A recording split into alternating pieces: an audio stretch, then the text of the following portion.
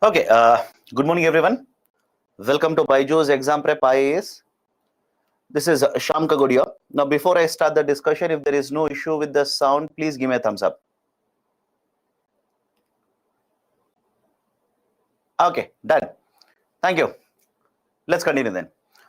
Last week, that's on Friday, we have started with a discussion on one more very important chapter, that is banking.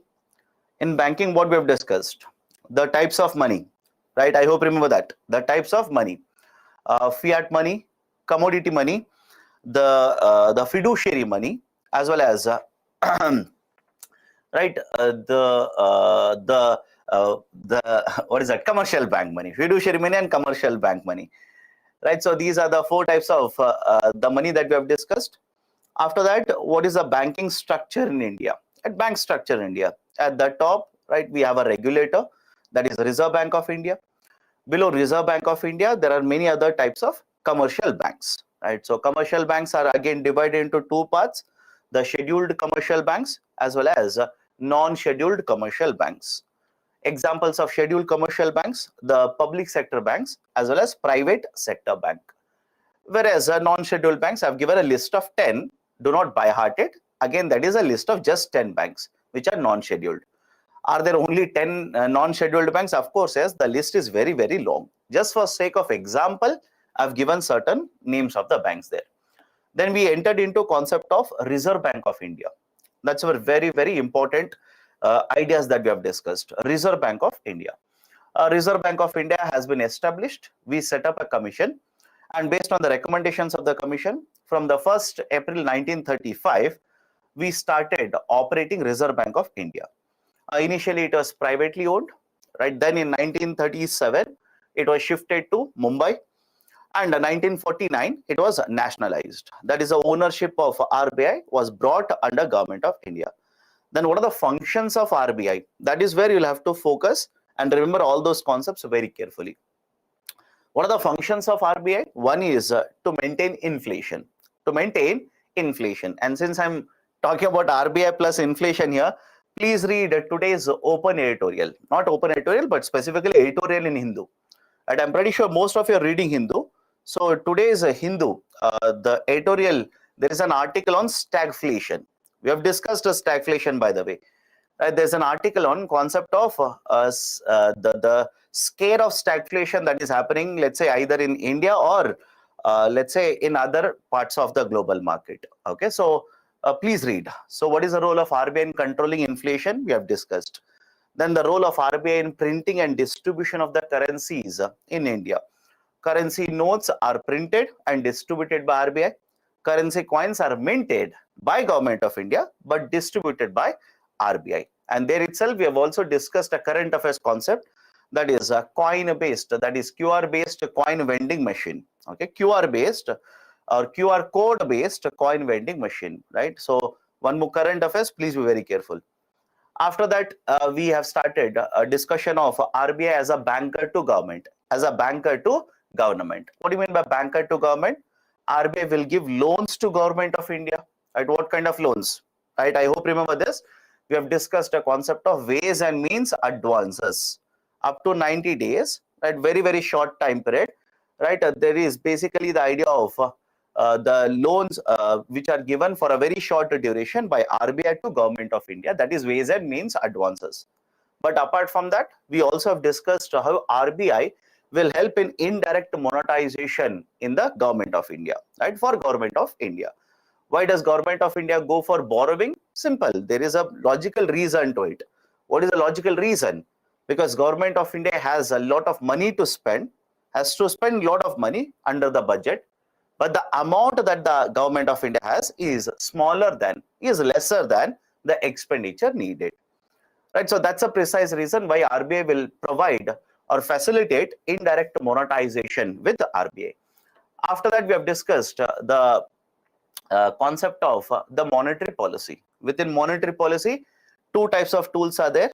One is a quantitative, okay, quantitative set of tools. Second one is qualitative set of tools.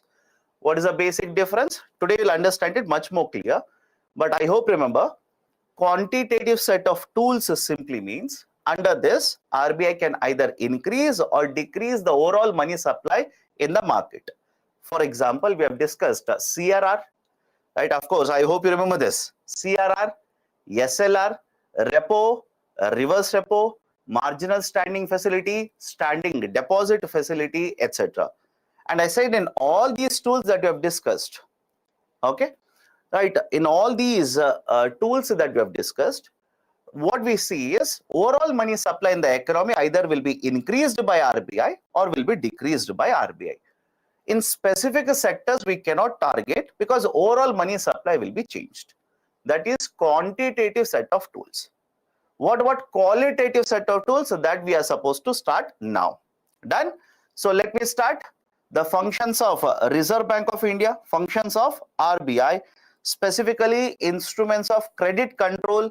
What kind of instruments? We will start with qualitative set of tools now. Qualitative set of tools. Now let's start. What is this concept of a qualitative set of tools? First one, rationing of credit. Okay, rationing of credit. Now what do you mean by rationing? First and foremost, what do you mean by rationing? Rationing simply means distribution. Any problem? Rationing simply means distribution. Now let's say you are a bank. Okay, you own a bank. Now there are various borrowers in the market who want to take a loan from you. I'll give a very simple example. Look at it. On one side, a farmer will come to you to take a loan. And on the other hand, a businessman will also come to you to take a loan. Now, simple question to all of you. To whom, when you give a loan, to whom do you think you're taking a more amount of risk? Think of it. A farmer will come to you. A farmer wants to take a loan. A businessman will also come to you. They also want to take a loan. Right? Let's say you decide to give a loan to both of them. But when you decide, to whom do you think you're going to take a higher risk when you give a loan? All of you agree? All of you agree? Right? The farmers. Giving loan to the farmers is risky. Now, if it is very risky, if given a choice, will you give a loan to the farmer? I hope you understand. If given a choice, will you give a loan to the farmer? Of course, you will say, sir, right, it's so risky. And trust me, it is very, very risky. For example, some of you are asking, sir, why it is very risky to give a loan to the farmer? What if there is a sudden rainfall? Right? What if there's a sudden rainfall? For example, right, and now it is happening. What if there is a sudden rainfall, unexpected rainfall? What if the heat increases, average temperature increases? What if from the international market, suddenly there is a lot of imports into India? So the earnings of the farmers are determined, are influenced by so many factors which are beyond their control. Hence, we say giving a loan to the farmer is risky. If given a choice, will you give a loan to the farmer? Most of you said, no, sir, I will not give a loan. Now tell me, from where should the farmers get loans then? If banks will not give loans to the farmers, from where should they get the loans? That is the precise reason. Understand this carefully. If I impose a restriction on you, if I impose a condition on you in ensuring that you will give loans to the farmers as well as the businessmen, can I call this as a distribution of loans? Is the logic okay? If I bring a guideline and ask you to ensure that some of the loans will go to farmers and some of the loans will go to the businessmen, is it not a distribution of loans? That is the idea of rationing of credit. I hope you understand why they are referring to as a rationing of credit. What is the meaning of rationing of a credit? The government of India or / Reserve Bank of India have guidelines, have certain guidelines which will ensure distribution of the credit. And the name of the guideline that I'm referring to is called as priority sector lending. Very, very famous now. Priority sector lending, PSL, priority sector lending. Now what happens under the priority sector lending? Imagine here is a bank. The bank is giving a loan of, let's say, 1,000 crore rupees this year. They are giving a loan of 1,000 crore rupees this year. Now Reserve Bank of India will ensure that part of the credit, not all of it, part of the credit will go to some sectors. Part of the credit will go to some of the sectors. What kind of sectors? Best example, agriculture. Best example is agriculture. Any other example? Export credit. Export credit means what? Giving loans to the exporters. Student loans, that is educational loans. Housing credit. Loans to weaker sections in the society. Loans to MSME sector, etc., etc., etc. So the concept is very simple here, because the risk component is very, very high. Risk component is very high. The banks may simply stay away from the following sectors. So what does RBI do? RBI has a tool called as priority sector lending, wherein 40%, I'll come back to this term, have patience. 40% of the credit that is issued by the bank should go to the following sectors. Examples are given here. Please by heart it. If you ask me, please by heart it. Right? One more sector is there, or one more component is there, that is a weaker sections of the society. Weaker sections of the society. So by implementing this, the Reserve Bank of India will ensure that some amount of loans will go to following sections in the society. Now follow this very carefully. Out of 40%, majority allocation has been given to agriculture sector. Majority allocation has been given to agriculture sector. So what is this 40%? 40% of the loans issued by the banks should go to following sectors. So out of 40%, majority allocation, or a huge chunk of allocation is given to agriculture sector, that is 18%. That is 18%. If I put the numbers here, follow this. If I put a number here, how it will work out, have a look at this. Out of 100 crore rupee loans which are issued by the bank, 40% of it, 40 crore rupee loans should be given to these sectors.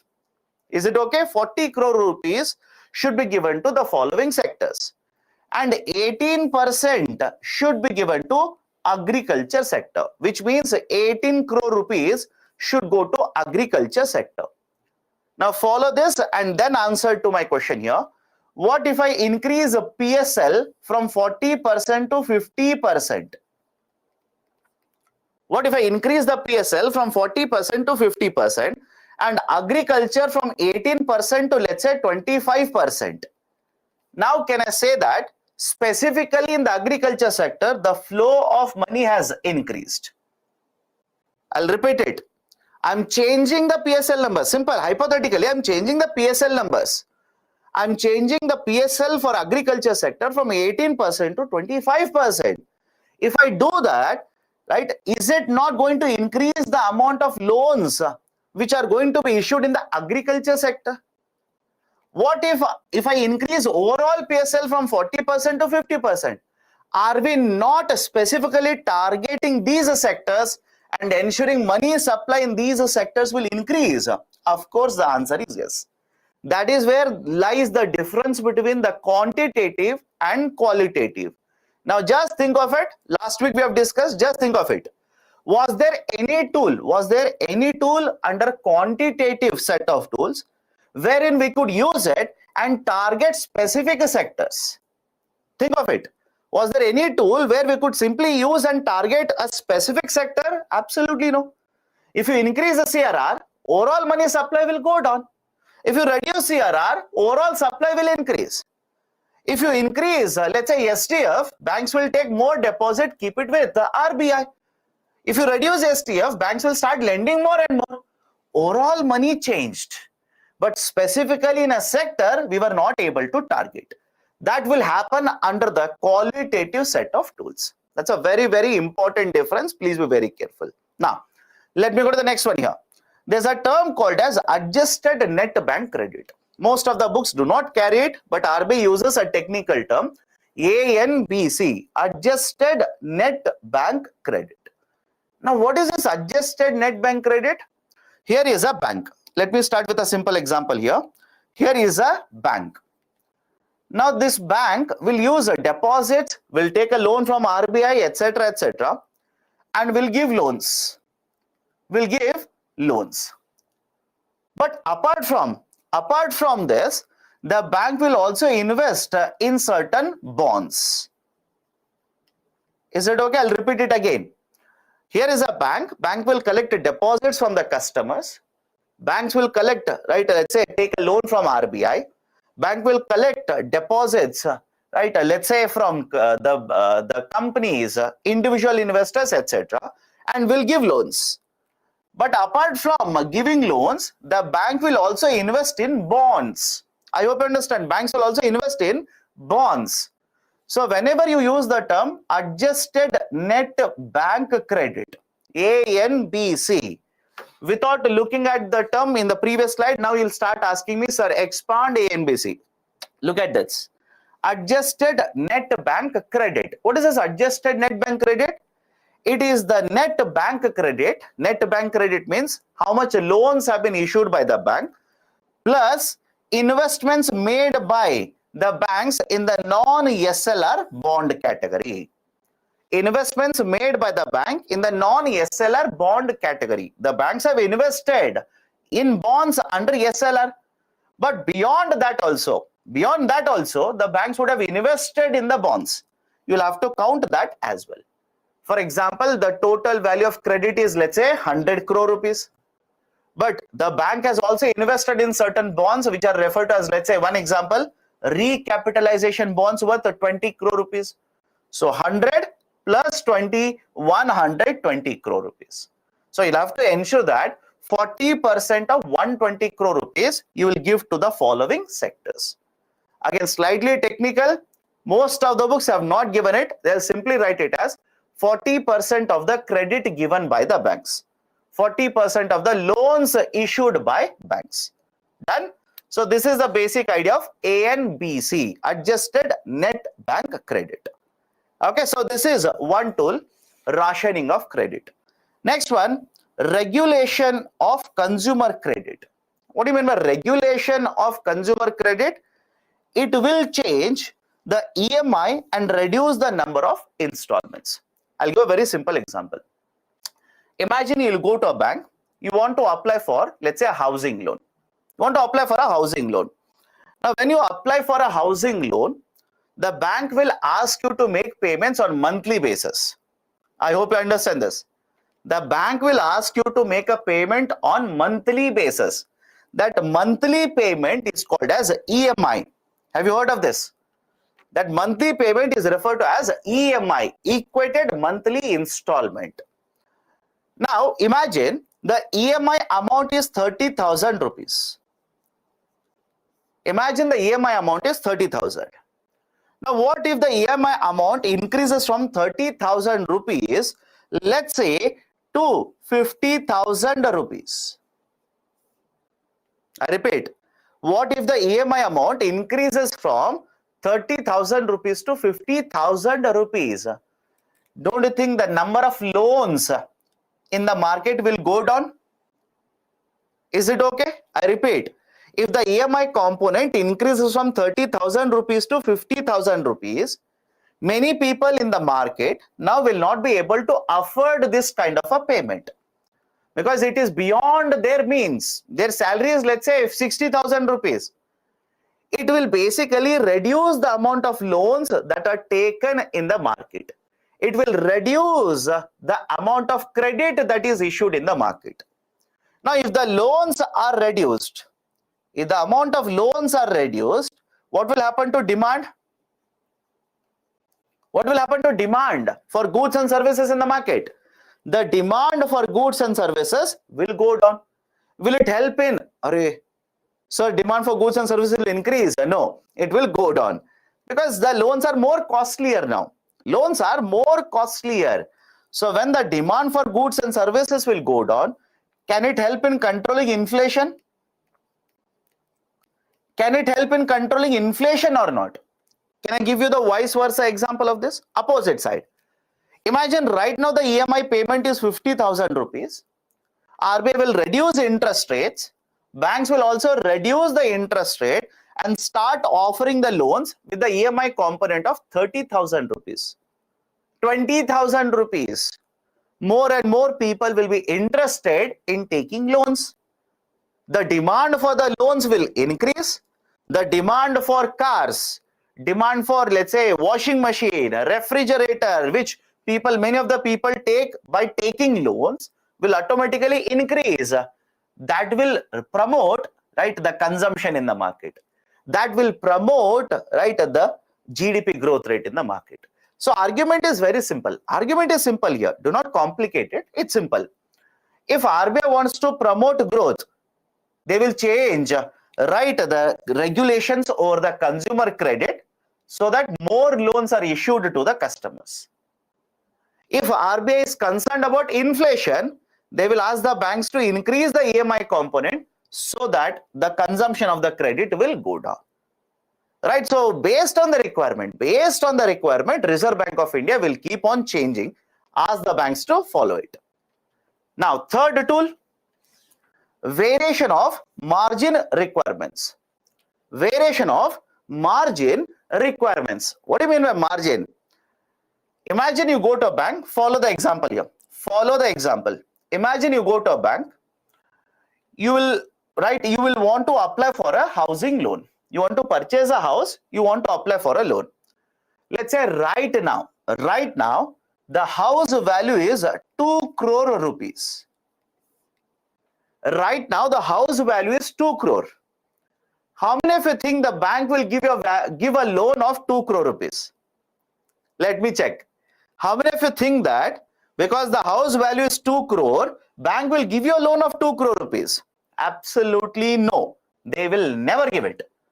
They will not give it. Sir, I've never taken a housing loan, so I don't know. Many of your parents would have taken it. Ask them. Or many of you would have taken a four-wheeler loan. They will never give you the full value of the product in the form of a loan. They will not give it. Why? What if the value of this house changes? I hope you understand. What if the value of the house changes? Because they generally take a collateral. Is it okay? They will ask for a collateral. What is a collateral? It's a safety. It's a safety that the bank will keep with itself so that if you don't repay, they can take away the collateral. I hope you understand this. For example, I'm taking a loan from you. I'll simply tell you this bottle is a safety or a collateral. Of course, the bottle doesn't have much value in the market. Don't worry. Right? I'll tell you this is the security, this is the collateral. What does it mean? If I don't repay it, you'll simply come, take away the bottle from me. Sir, what will I do with the bottle? You will sell it in the market. Again, don't worry about that bottle. Can the house be used as a collateral? Can the car be used as a collateral? Can the land that is owned by you used as a collateral? Can the gold be used as a collateral? I hope you understand now. So generally what happens is, whatever is the value of the asset that you want to purchase, bank will never give that value as a loan. They will reduce it. Let's say hypothetically 70%. They'll reduce it, right? Let's say 70% of it will be given, which means if the value of the asset that you want to purchase is 2 crore rupees, the bank will provide, let's say 1.4 crore rupees in the form of loan. What is this remaining amount?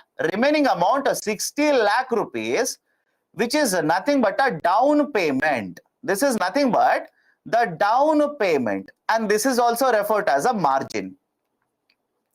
Is it okay? The remaining 60 lakh rupees you will have to invest from your pocket. That is also called as a margin. Margin means what? The difference between the value of the asset and the value of the loan. Is it okay? The difference between value of the asset and the value of the loan. Now this is called as a margin. Now simple question to you. Think of this. What if the margin is reduced? What if margin is reduced? Don't you think more and more people will take loans now? Is it okay? What if the margin is reduced? Right? Let me take extreme example. What if the margin is reduced to 0 rupees? Right? What if the margin is reduced to 0 rupees? It means you do not have to make any payment from your pocket. Whatever you want to purchase, full value will be given as a loan by the bank. the demand will increase in the market. That can contribute to growth in the economy. Now, on the other side, what if the margin is increased?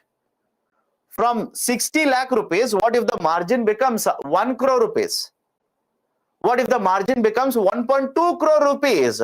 Which means only part of the value of the asset will be given in the form of a loan by the bank. Remaining amount you will have to invest from your pocket. If the value of the house is 2 crore rupees and you have to put 1.2 crore rupees from your pocket, don't you think many people will say, I can't afford it? I will stay away from these kind of loans. So demand will automatically go down. When the demand will go down, you can help in controlling inflation. Right? I hope you understand this. So now again have a look at this. Variation of margin requirements, regulation of consumer credit. Can we do it specifically in some of the sectors? Same argument again. Can we do it again specifically in some of the sectors? If the demand for four-wheelers is very high, can we use it? Of course, yes. If the demand for housing credit is very high, can we use this? Again, yes. So that is a precise reason. These are again part of qualitative set of tools. Now, before going to the next one, let me focus on the last two. Moral suasion and publicity. Moral suasion and publicity. What is the meaning of moral suasion? RBI says you will have to maintain PSL at 40%. That's a guideline, that's a regulation. RBI says you will have to keep CRR at 4%, SLR at let's say 20%, etc. etc. Now many of you will ask me a question, sir, one, how does RBI come to know whether we are following it or not? I hope you understand. Many of you will have this question. First question will be, how does RBI come to know whether we are following? And second, what if RBI comes to know that I'm not following? What does RBI do?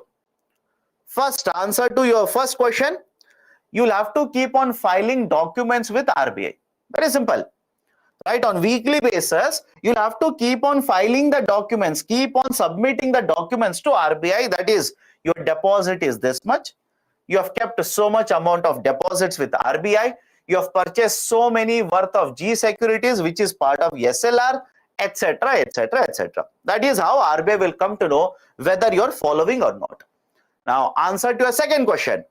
Sir, what if I am not following? What does RBI do? RBI will simply penalize you. RBI will simply penalize you, but directly will not penalize. First, they will give you warning. I hope you understand. First, they will give you warning. Sir, how warnings will be provided? Let's say RBI governor is giving a speech. RBI governor will point out a bank and say, such a bank is not following guidelines. Is it not a warning? Think of it, right? RBI governor has called for meetings of all the heads of the banks. There, RBI governor will point out certain banks and say, bank A, B, and C are not following guidelines. A letter will be sent to you saying, you are not following the guidelines. Please tell us the reason why. All these are basically referred to as moral suasion. All these are referred to as a moral suasion, wherein RBI will ask, right? RBI will warn all the banks, will write letters to all the banks and warn them, you are not following guidelines, please follow it. Now, even then, even warning couple of times, the banks does not follow it. What does RBI do now? RBI will impose penalties on them. RBI will impose penalties, right? And in the last couple of months, you can check in fact, right? Not now, after the class. RBI has imposed penalties on many of the banks in India. Why? They are not following guidelines. And that is called as a direct action. RBI may start penalizing these banks by imposing penalties, right? Straightforward, 5 lakh rupees, 2 crore rupees, right? 50 lakh rupees penalties can be imposed. Or else RBI has one more way. RBI says to the rest of the banks, I will give loans at 5%. You want to take a loan from me? I will charge you 6%. Right? Why? You're not following guidelines. I will charge you more rate of interest. That is called as a direct action. Okay. So direct action, moral suasion, and finally publicity. The last tool is publicity. Again, don't say, sir, direct action, how can they do it, etc., etc. If you are not following a guideline of, let's say, regulation of consumer credit, can RBI take direct action against you? Yes. Right. So publicity. What is this publicity? How many of you have seen the advertisements where cricketers will give you banking related information? Let me know.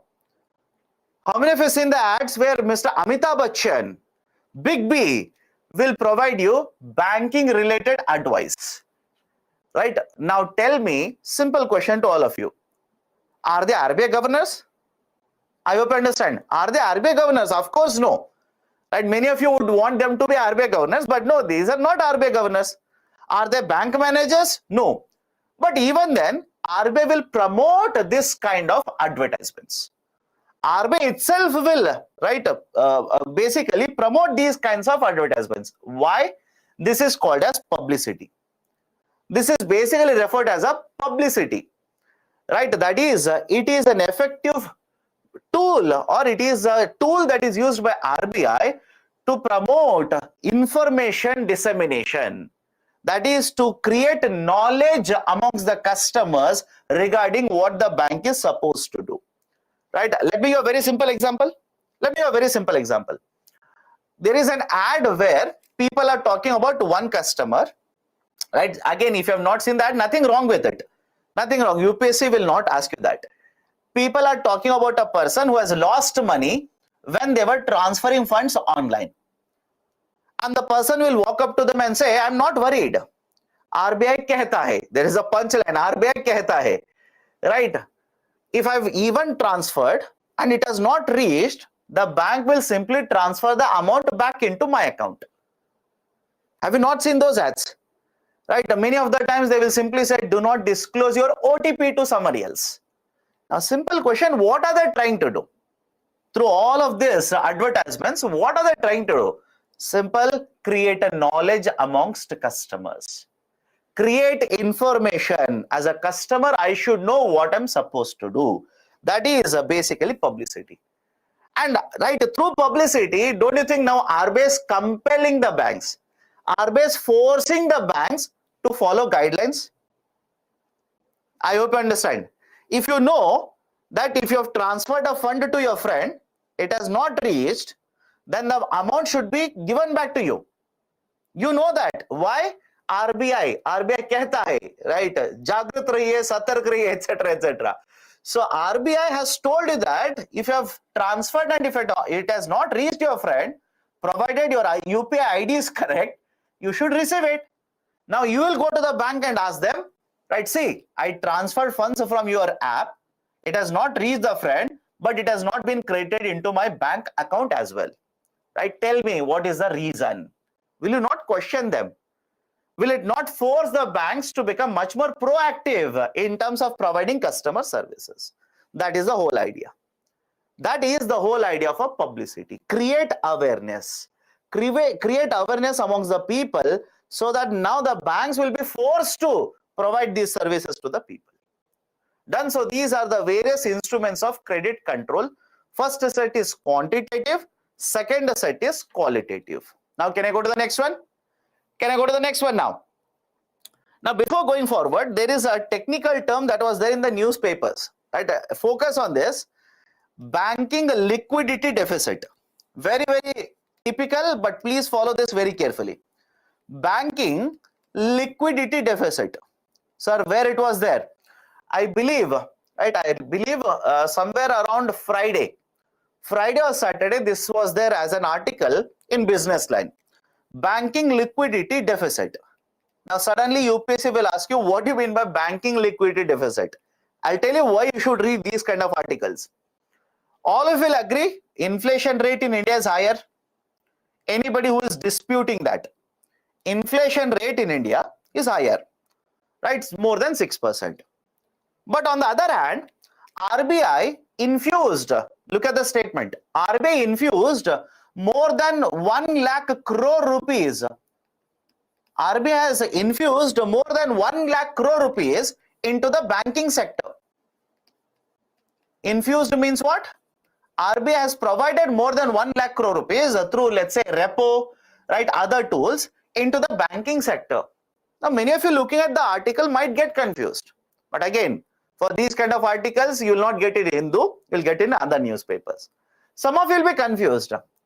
Sir, on one side you say there is inflation, but I read in the newspaper, RBI for the first time post 2019 has infused more than 1.2 lakh crore rupees into the banking sector.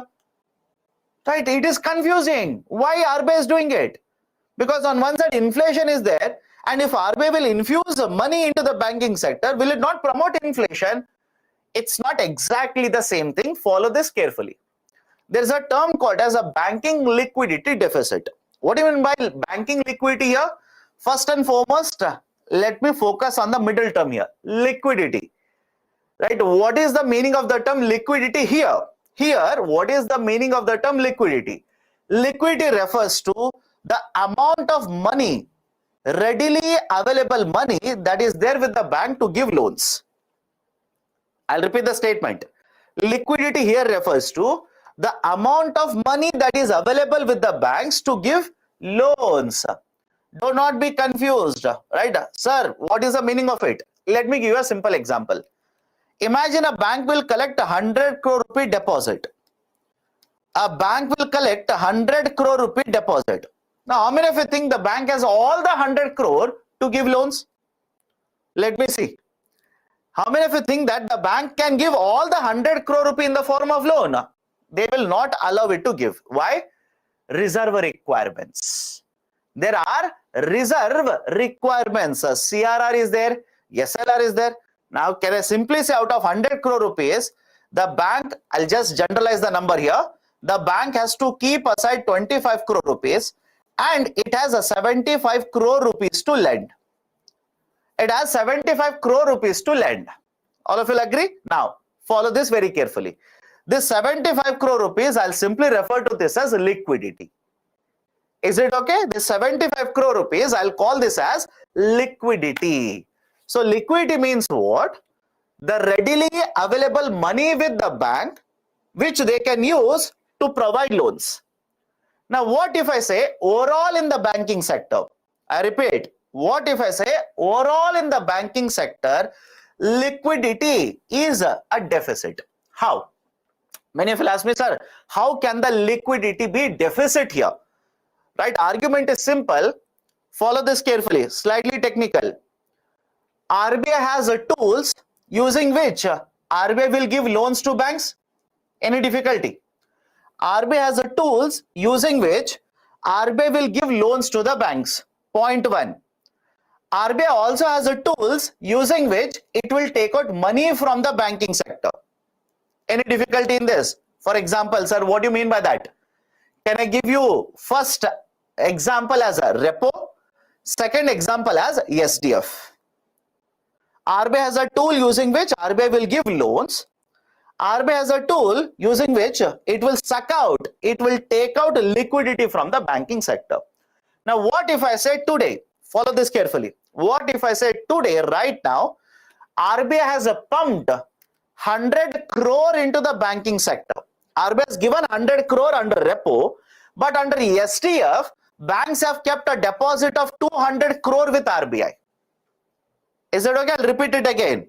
What if I say on one side, the RBI has given loans under repo worth 100 crore, but the banks have taken 200 crore rupee deposit kept with RBI, Reserve Bank of India.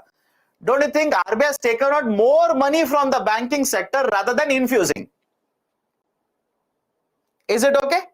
RBI has taken out more money than infusing in the banking sector. This is called as a liquidity deficit. I hope you understand. This is referred to as liquidity deficit. And there is a large impact of this. What is the impact? Right? Imagine this. Imagine this. You are a bank. You are taking loan from RBI, but you are keeping more money with RBI.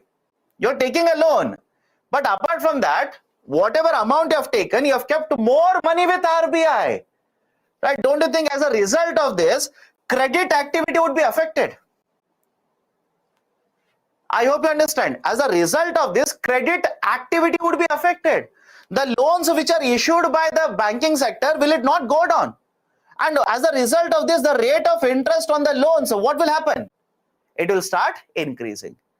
The rate of interest given by the loans, rate of interest on the loans given by the banks will start increasing. That's dangerous. That's dangerous. So what does RBI do? RBI purposely will start dumping more and more money into the banking sector. RBI will purposely start providing more and more loans under various tools, so that rather than having a banking liquidity deficit, will move towards banking liquidity surplus. Is it okay? Rather than having banking liquidity deficit, there is a banking liquidity surplus. And has RBI done this in the last week? Yes, it has done this in the last week itself. Please be very, very careful. Okay, right? So this is the basic idea. This is the basic idea of a banking liquidity deficit. Again, books will not give you all of this. Trust me when I say this, books will not give you all of this. You will have to be very careful, right? Read current affairs. Now come to the next one. Money supply or monetary aggregates. And what is this idea of a money supply or monetary aggregates? Very often in the newspapers, you will come across the article which says the Monetary Policy Committee has decided to increase the money supply. They've decided to reduce the money supply. But how does RBI decide? How does RBI decide whether to increase or decrease the money supply? Focus on this discussion very carefully. There are 5 tools which are used by RBI. These are collectively referred to as aggregates. Aggregate means totals. Money supply aggregates or monetary aggregates. Now what are these 5 tools? M0, M1, M2, M3 and M4. I repeat, M0, M1, M2, M3 and M4. Now all of you remember this? Do you remember this table? Last week we have discussed this. Do you need to buy at the table? Absolutely no. You do not need to buy at the table. What is the basic idea? The table represents the banking sector in India, where banks will collect a certain deposits, keep a part of the deposits because there is a reserve requirement, and use the remaining to create credit. Use the remaining money to create loans, create credit in the market. That is basically a system called as fractional reserve system, FRS, fractional reserve system. Now we'll come back to this again, don't worry. Come here now. The first tool used by RBI is referred to as M0, right? M0 is also referred to as base money. It is also referred to as base money, or else there is also a name called as high powered money. M0 is referred to as a base money, or else it is also referred to as high powered money, base money, right, or high powered money, right? Some of the experts will also use the term reserve money for this. Now, there is no definition, but follow this carefully. M0 calculation is currency in circulation plus bankers deposit and other deposits with RBI. What is this? Let me start a basic idea here. RBI has printed, let's say, 100 rupees. How do you think that 100 rupee will enter into system? Let me see. Right, RBI has printed this 100 rupee. How do you think that 100 rupee will come into circulation? How do you think the bank will use the 100 rupee, right, to basically circulate, create loans in the market? RBI will give it to banks. All of you will agree? RBI will give it to banks. Point 1. Point 2. Now, when you say RBI will give it to banks, right? When you say RBI will give it to the banks like this, right, do you think RBI will simply hand it over like this, or will collect something in return from the banks? Think of it. Right? RBI has 100 rupee like this, right? A new 100 rupee note printed by RBI. Will RBI simply give it like this? No. RBI will collect something in return. RBI will collect something in return. So now look at this very carefully. Right, I'll take a simple example. Imagine you're a bank. Understand this carefully. Many of you will get stuck up here. Imagine you're a bank. I'll give 100 rupees to you, and in return, you will give me 100 rupees worth of G securities. Now, can I call this G security as asset? Is it okay? Can I call this G security as asset? If this is asset, can I call this 100 rupee as a can I call this 100 rupee as a liability for RBI? Let me know. I'll repeat it. There are two sides to transactions. There are two sides. In one hand, I'm giving you a 100 rupee note. In the other hand, I'm collecting G security from you. G security is an asset. Is it okay? G security is an asset. And if one side is asset equivalent to this 100 rupee note, if this is an asset, what is this? This is liability for RBI. This 100 rupee is the liability for RBI. Any difficulty now? It's an accounting concept. It's basically accounting concept. On one side, if you're giving something, if you're collecting something, if this is asset, the other side has to be a liability. Right? That is the 100 rupee. Now, can I generalize it? Look at this carefully. Can I generalize it? Any currency that is distributed by RBI, can I call it as a liability of RBI? Let me know. Any currency that is distributed by RBI. What is distributed by RBI? RBI distributes currency notes, currency coins. RBI distributes currency notes and currency coins. Right? Can I call these both currency notes as well as currency coins as a liability? I hope you understand this. So any currency that is printed, distributed by RBI will be referred as a liability of RBI. Point number one. Point number two. Imagine you are the central government. You have kept a deposit with RBI. Can I call that deposit that is there with RBI as a liability of RBI? Is it okay? Can I call the deposit that you have kept with RBI as a liability of RBI? Of course, yes. You are the state government now. You are not central government, you are the state government. You have kept a deposit with RBI. Can I call this as a liability of RBI? Of course, yes. You are a bank now. You are maintaining deposits with RBI. Can I call these deposits as a liability of RBI? Right, so bankers' deposits and let's say the central government, state government deposits, all these are nothing but the liabilities of RBI. Any difficulty? Can I go forward now? Can I go forward now? Any difficulty? Okay, now, so what is M0? What is M0? M0 represents the liability of RBI. M0 represents the liability of RBI. Sir, how? Okay, so understand this. This is how the balance sheet is maintained by every company in the market. Right, focus on this now. Focus, stop typing, focus. This is how the balance sheet is maintained by all the companies in the market. Right, what do you mean by balance sheet? The company on one side will list out all the assets held by them, and on the other side will list out all the liabilities of them. All their liabilities on one side, all their assets on the other side. Just to make the CAs in the group happy, I will write as it is generally mentioned. Assets and liabilities. Assets and liabilities. Right? Generally in the balance sheet on the right side we mention assets, on the left side we mention liabilities. Again, is it required for civil services? Do you need to remember this for civil services? Absolutely no. Now focus on this. Imagine, imagine your RBI. Okay, imagine your RBI. Now when your RBI, you have printed 100 rupees. You have printed 100 rupees. Now you'll have to give it to a bank. Simple. Right? You'll have to give it to a bank. Yes. Now how will you give it?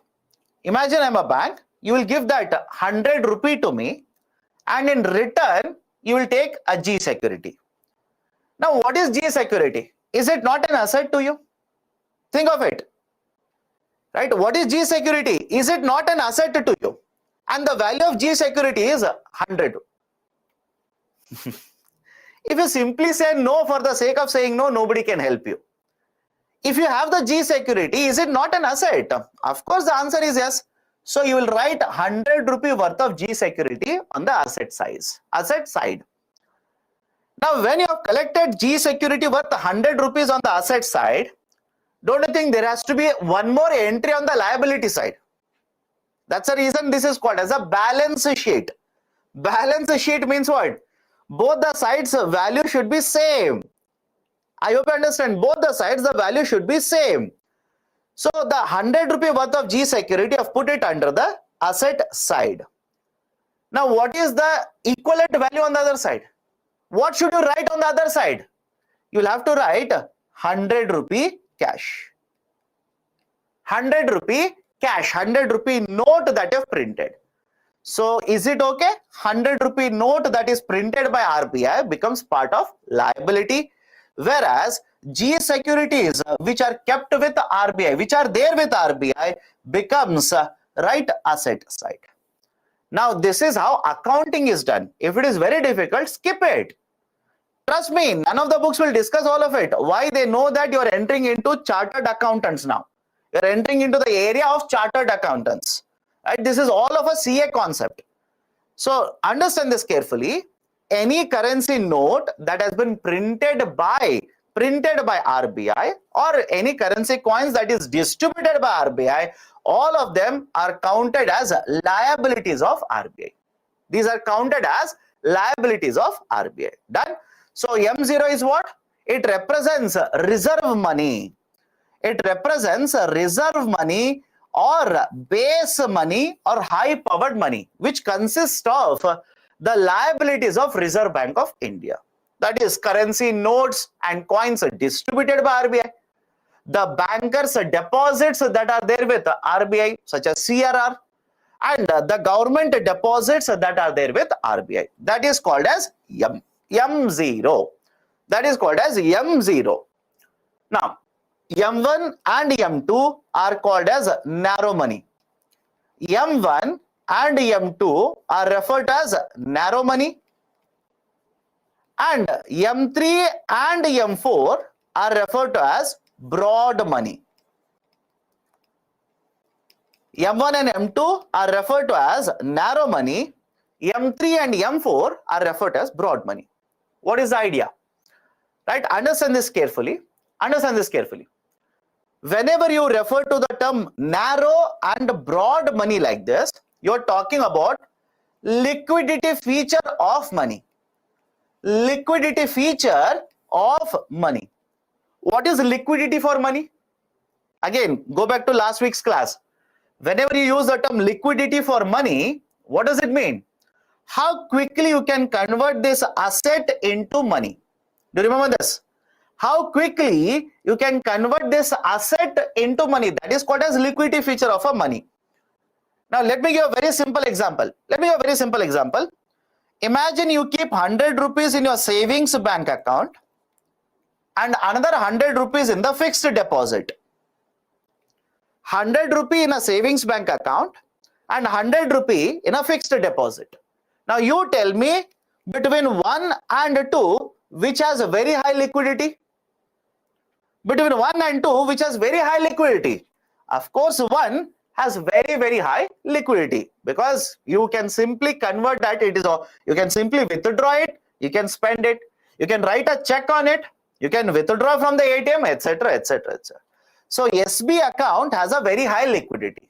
This is needed now. Focus on this. I said M1 and M2 are narrow money, M3 and M4 are broad money. Now look at the next point here. Narrow money has a very high liquidity. I repeat, narrow money has a very, very high liquidity. Broad money comparatively has lesser liquidity. Have patience. Why it is used, you will understand it. Have patience always. I repeat, M1, M2 are called as narrow money. This money has very, very high liquidity. M3 and M4 are referred as a broad money. They have much lower liquidity. Sir, what is the use of it?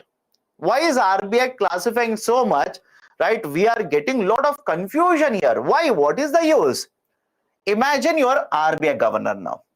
Think of it. Just think of it. Imagine you are RBI governor. You have printed 100 rupees, supplied that to the economy. What do you expect? Fractional reserve system will work. All of you agree? Fractional reserve system will work. Money will be created, that is loans will be created, that will promote growth in the economy. Is the sequence okay with all of you? I'll repeat it. You have printed 100 rupees, supplied it to the economy. What do you expect out of this 100 rupee? You expect this 100 rupee to get circulated multiple times in the banking sector, loans to get created, growth should be promoted. Now, what if I were to say, you have printed 100 rupee, supplied it in the market, narrow money does not change, broad money changes. I'll repeat it again. Think of it, just think of it. Have patience and think of it. You have printed 100 rupees, supplied in the market, narrow money doesn't change, broad money keeps on increasing. Now, what is the example of a broad money? Come here. What is the example of a broad money? One of the examples as to what is counted in the broad money is fixed deposit.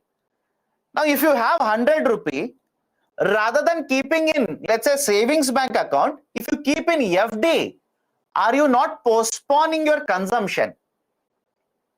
I'll repeat the statement. You have 100 rupee, rather than keeping in a savings bank account, you will keep that 100 rupee in FD, fixed deposit. Are you not postponing your consumption? It should be very clear to you. Answer is yes, by the way. Right? Why? What is the reason? Why do you keep money in a savings bank account? I hope you understand. Why do you keep money in a savings bank account? You will keep the money in a savings bank account so that you can withdraw at any point of time. You can take out the money at any point of time. For example, you have been to let's say a movie. You'll purchase a ticket by using a debit card. You went to shopping. You'll purchase a lot of clothes. You'll use a debit card. And the money will be debited from, debited means cut, withdrawn from your savings bank account. Can you apply the same logic to your fixed deposits? Think of it. Can you apply the same logic for your fixed deposit? You have kept, let's say, 1 crore rupee fixed deposit with a bank. Is there any debit card or is there any card for a fixed deposit? Argument is no. So is it okay if I say, right? I'll repeat it. Is it okay if I say you receive the money, but rather than keeping it either in your pocket, 100 rupee, or keeping it in the savings bank account, if you put it in a deposit, that is, let's say, fixed deposit, it simply means money is there in the market, money supply is there, but people are not consuming. Consumption has gone down. Consumption will not be there. Rather, people are basically postponing their consumption. They want to consume somewhere later. They want to save money right now.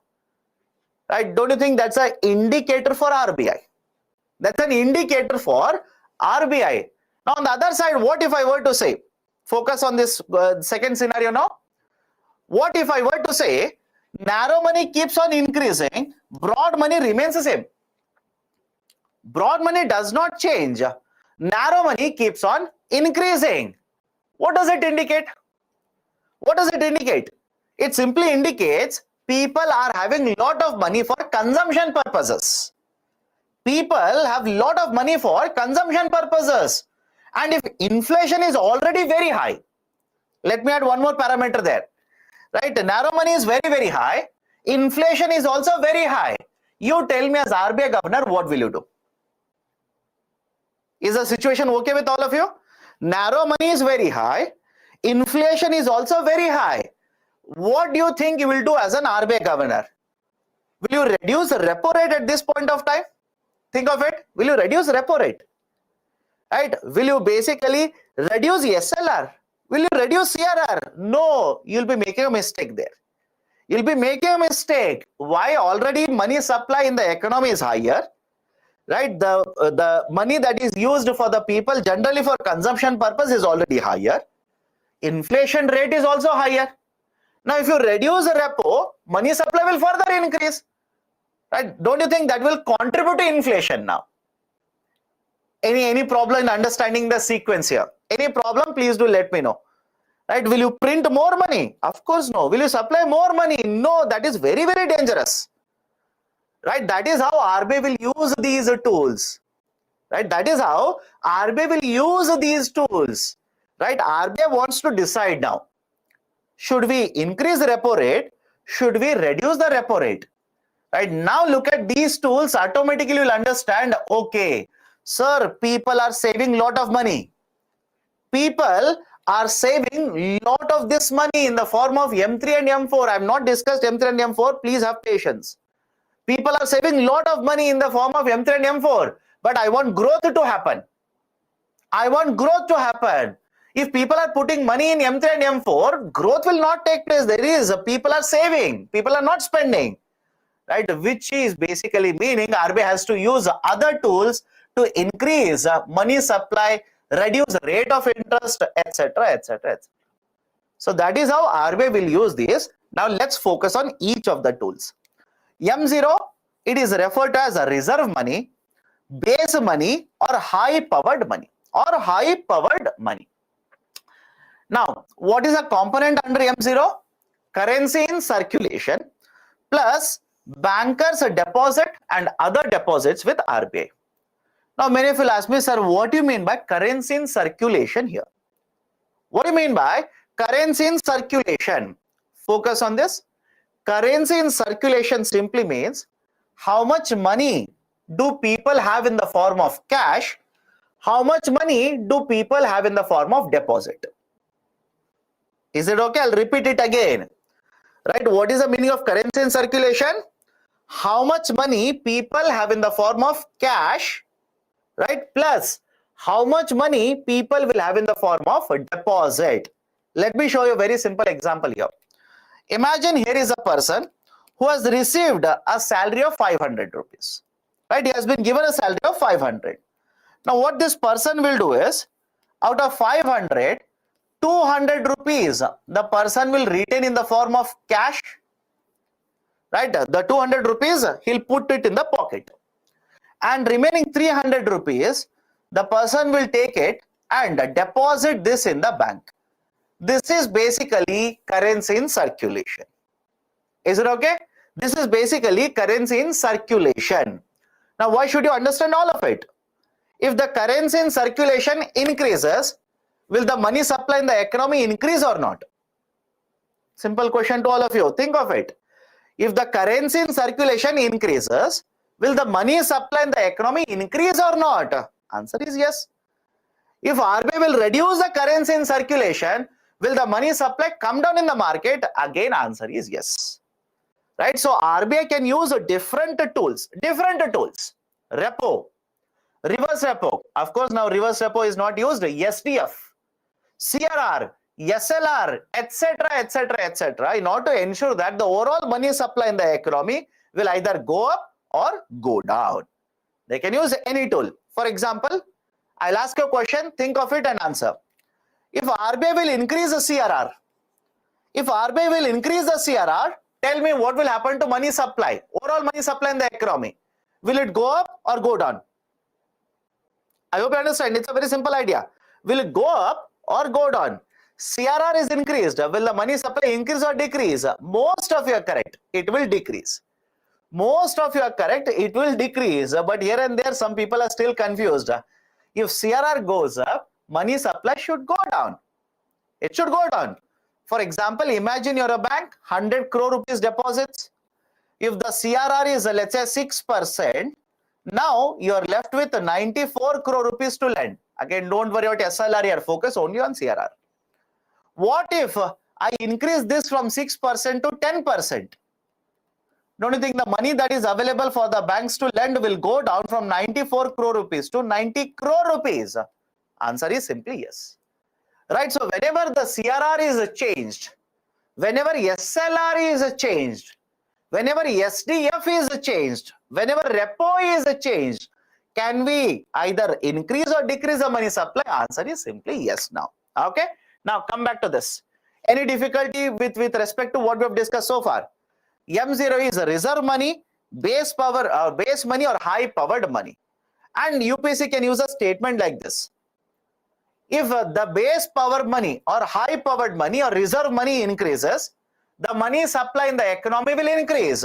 Answer is yes. Answer is simply yes. Now come to M1 and M2.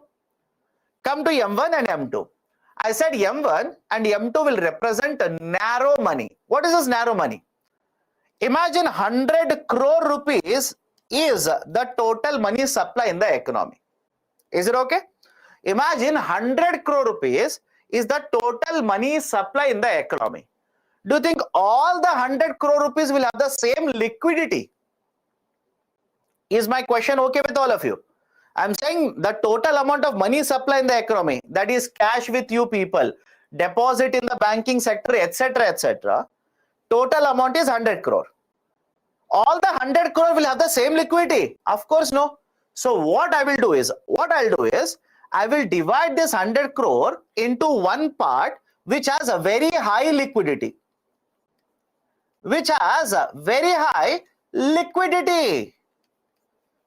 Now, what component within the 100 crore has very high liquidity? Can I write like this? The cash that is there with all of us, as well as the demand deposit in the banking sector. Let me know. The cash that is there with all of us, right? Put your, let's say, put your hand in the pocket, or let's say in a purse. You'll have cash. Don't you think that cash has very high liquidity? Or else you also have, let's say, 1 crore rupee worth of savings bank account. Will it not have very high liquidity? Of course, yes. So next point is, 100 crore is getting circulated in the economy. I will try to find out only that part of the 100 crore which has very high liquidity. That is called as narrow money. That is referred to as narrow money. Right? Again, within narrow money, there are two types here, M1 and M2. M1, it is basically consists of the currency, that is cash, that is there with all of us. The cash, either coin or notes, doesn't matter. The cash that is there with all of us, plus the demand deposits that we have kept with the banks. State Bank of India, ICICI Bank, right? Any bank for that matter. The demand deposits that are there with, right, let's say the banking sector. But in addition to this, we'll also add what are the other deposits with RBI. For example, the central government deposits with RBI, state government deposits with RBI. Because at any point of time, central government can withdraw and spend the money in the market. Right? That is M1. What is M2? Take M1 as it is. Take M1 as it is. In addition to keeping money in a bank, people also save money in post office. Right? Have you heard of this? Post office deposit account. Postal deposit accounts. Historically very famous, but today most of the people in India do not save money in the post offices. They save money in banking sector. So argument was, apart from keeping the deposits in the banking sector, some people will also keep money in the posts, right? That is India Post. India Post will provide deposit services. People keep money there. That is a post office savings deposit. That also has higher liquidity. So that is basically the idea of M2. Right? Any difficulty so far? Any difficulty? Let me know if you have any kind of a doubts or queries. Now let me go to M3 and M4.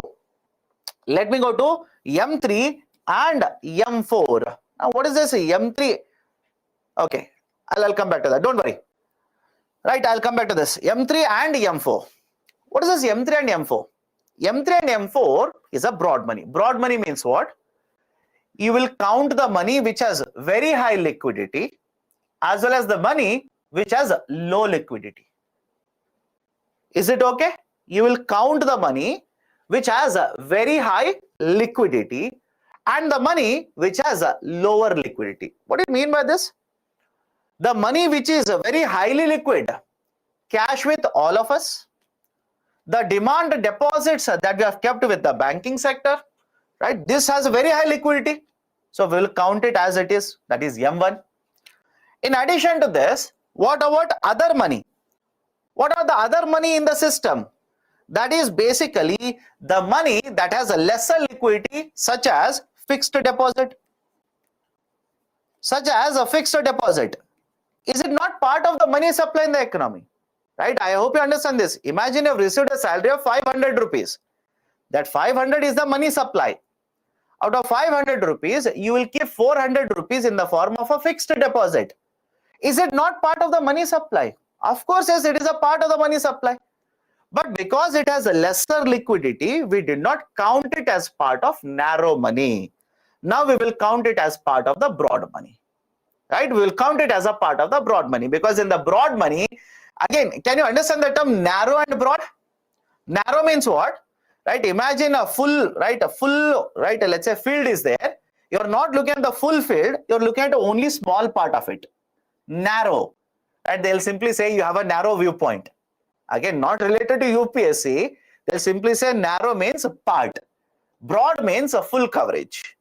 So in case of a broader money supply, we will take all the money that is there in the system, in circulation in the banking sector, plus cash with the public. Cash with the public. That is basically M1 plus time deposits with the banking sector. Because as it is already, the demand deposits are counted in the M1, cash with the public is counted at the M1, we are counting even the time deposits now. For example, fixed deposits. And finally, M4. M4 will consist of M3 plus the deposits that are kept with the postal. Right? The post office deposits will also be counted in M4. So again, I'll repeat it. Follow this carefully. M1 is referred as a high-powered money. Right? High-powered money, reserve money, or base money. What does M0, not M1, M0. M0 is referred as a reserve money, right? High-powered money, or the base money. Why? It represents the total liability of RBI. Represents a total liability of RBI. Right? How do we count the liability of RBI?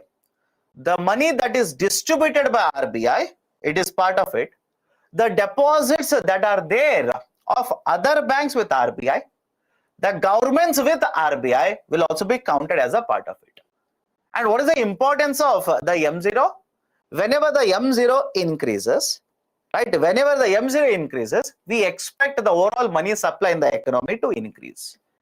Then we again divide the overall money supply in the economy into two parts. One having very, very high liquidity, another having very, very low liquidity, such as cash with all of us has very high liquidity. Right? The demand deposits that we keep with the bank has very high liquidity. Whereas, right, within the deposits, if you look at it, there are certain deposits which are called as fixed deposits. Fixed deposits do not have very high liquidity. They have very low liquidity. So what we will do now? We will identify which has very high liquidity, count it as a part of M1 and M2. Which has a lesser liquidity, right? Which has a lesser liquidity will be counted along with M1. This is M3 and M4. M1 and M2 are referred to as a narrow money. Narrow money means you are not covering the whole money supply in the economy. You are covering only part of it. You are not counting the whole money supply. You are counting only part of it. Narrow coverage, right? And the narrow money has very, very high liquidity. Broad money covering all the money, right? Within the banking sector, where you are covering all the money, right? So basically broad money, right? So M0, M1, M2, M3 and M4, right? And if you arrange them, we are going in terms of reducing liquidity. Is it okay? The arrangement that I've given here, you are going in terms of reduction in the liquidity, reducing liquidity like this.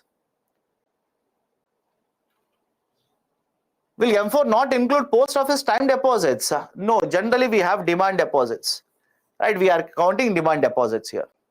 Okay, done. Can I go to the next one here? Right, just a fractional reserve system. Please have a look at it. Right, how the banks will create money, etc., etc. Okay, now what are the other functions of RBI? What are other functions of RBI? Now, one is a banker to the banking sector. It is also referred to as a regulator. Rather than slash, it should be and a regulator of the banking system. What is a banker to bank? Please understand this. RBI is referred to as bank of last resort. Bank of last resort. RBI is referred to as a bank of last resort. Why RBI is referred to as a bank of last resort? Focus now. RBI is referred to as a bank of last resort because the banks can always approach RBI to take a loan. Is it okay? Banks, imagine there's a crisis in a bank. Right? One of the banks, let's say in India, is in crisis. They need money. They can go to RBI and borrow from RBI. Can I give an example here? Marginal standing facility. Let me know. Marginal standing facility. Is it not a facility where a bank which is in urgent requirement? It's not in crisis. There is an emergency. There is an urgent requirement of money with the bank. Can they go to RBI and borrow from RBI? Of course, yes. So why is RBI referred to as a bank of last resort? Because the RBI, right, can be approached by the banks whenever there is an emergency requirement like this. The banks can go to RBI, borrow from RBI. Hence, it is bank of last resort. It is a banker to banks. Why? Under repo rate, RBI will provide loans. Under various other tools, RBI will provide loans to the banking sector, banker to bank, and in that context, it is also referred as a bank of last resort. And it is also a regulator of the banking sector, right? What do you mean by regulator? You want to start a bank, take a license of RBI, take the license from RBI. You want to open number of branches, take approval from RBI. You want to conduct this kind of, let's say, banking activity, you will need the approval of RBI. How many ATMs you are supposed to open? RBI will tell you, etc., etc., etc. Every aspect in the banking comes under the regulation of RBI, hence referred as a regulator of the banking sector. Now, RBI is also managing Forex. What is the meaning of Forex? Foreign exchange. RBI also manages Forex. Forex stands for foreign exchange. Right? What do you mean by foreign exchange here? Please focus on this. Foreign exchange consists of 4 components. Foreign exchange consists of 4 components. What are these 4 components? Gold purchased by RBI kept with itself. Right? The currencies, let's say dollar, pound, yuan, yen, right, etc., which are there with RBI. Third one is a STR, special drawing right. Fourth one is right, the reserve tranche or the gold tranche at IMF. Now, do not worry about all of this. We'll discuss all of them when I take up the concept of international trade. Right? International trade, you'll have to have a connection with that. As well as IMF, you'll have to have connection with that. So please look at it. I've written it already. Even if you type 100 times, I'll not answer it now. Please don't waste your time. I've said here, I'll cover this under IMF. And trust me, right? I'll give you PPT today itself of IMF. There are slides covering both the concept of STR, special drawing right, as well as reserve tranche, right, under the concept of IMF. Why? You need to understand exchange rate to understand all of it. And I hope you know that we have not yet discussed exchange rate anywhere so far. Right, here and there I've given you the glimpse of it, but we have not discussed how exchange rates are determined. What is happening in India today? What will happen if exchange rate moves like this, moves like that, etc., etc. So who will maintain all of this?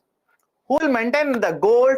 Who will maintain the foreign currencies? Who will maintain STR as well as a gold tranche? It is a Reserve Bank of India. RBI maintains all of this. Okay, so these are some of the functions of RBI. Right? These are some of the functions of Reserve Bank of India. Now, before going forward, right, any issues so far? Any issues so far? Can I go to the next one? RBI infuses 1 lakh crore in one day, highest in 4 years, sign of tight liquidity. My dear, did we not discuss that some time ago?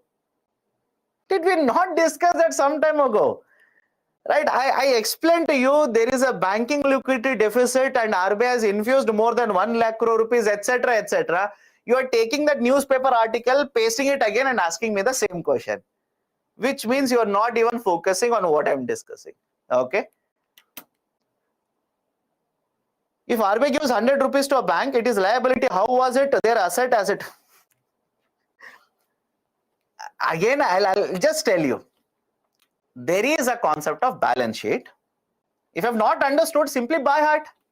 How difficult is it? By heart it. I said in the balance sheet, there are two sides, assets and liabilities. If you have a G security, you have the G security now. Is it not an asset for you? Right? You have a G security. Is it not an asset for you? Right? So that's the reason you will put it on the asset side. But how did you get that G security? Think of it.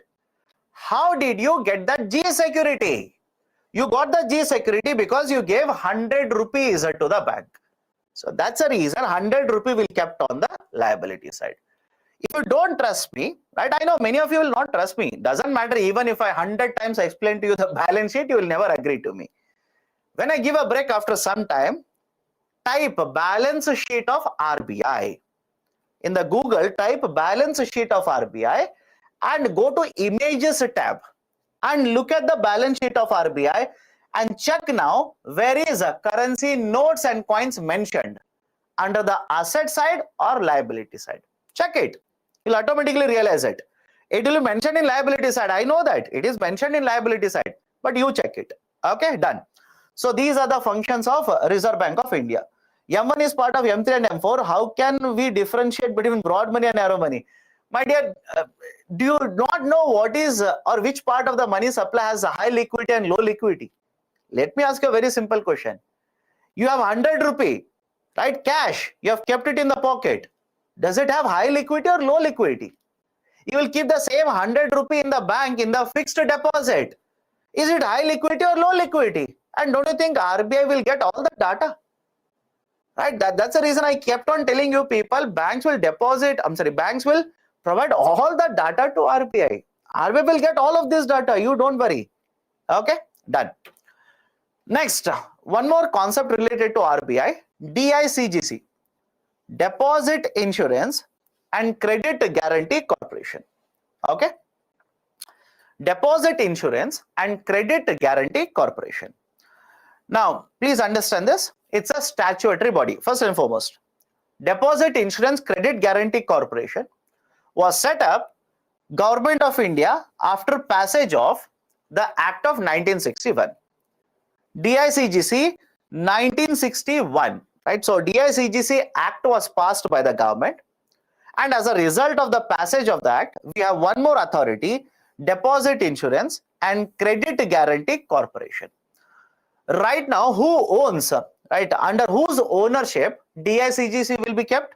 It is under the ownership of Reserve Bank of India. It is owned by Reserve Bank of India, which is owned by Government of India. Now, what is the role of the DICGC? And look at the current affairs, it's very, very important. Right? What is the role of the DICGC? DICGC will provide insurance to the deposits. I repeat, DICGC will provide insurance to the deposits. Right? What do you mean by that? Imagine you have 2 lakh rupees.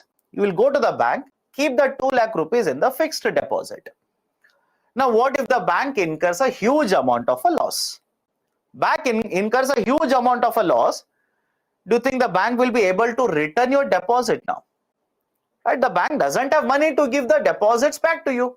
In that case, who will give the money to you? In such a case, who will provide that money to you? It is the Deposit Insurance Credit Guarantee Corporation.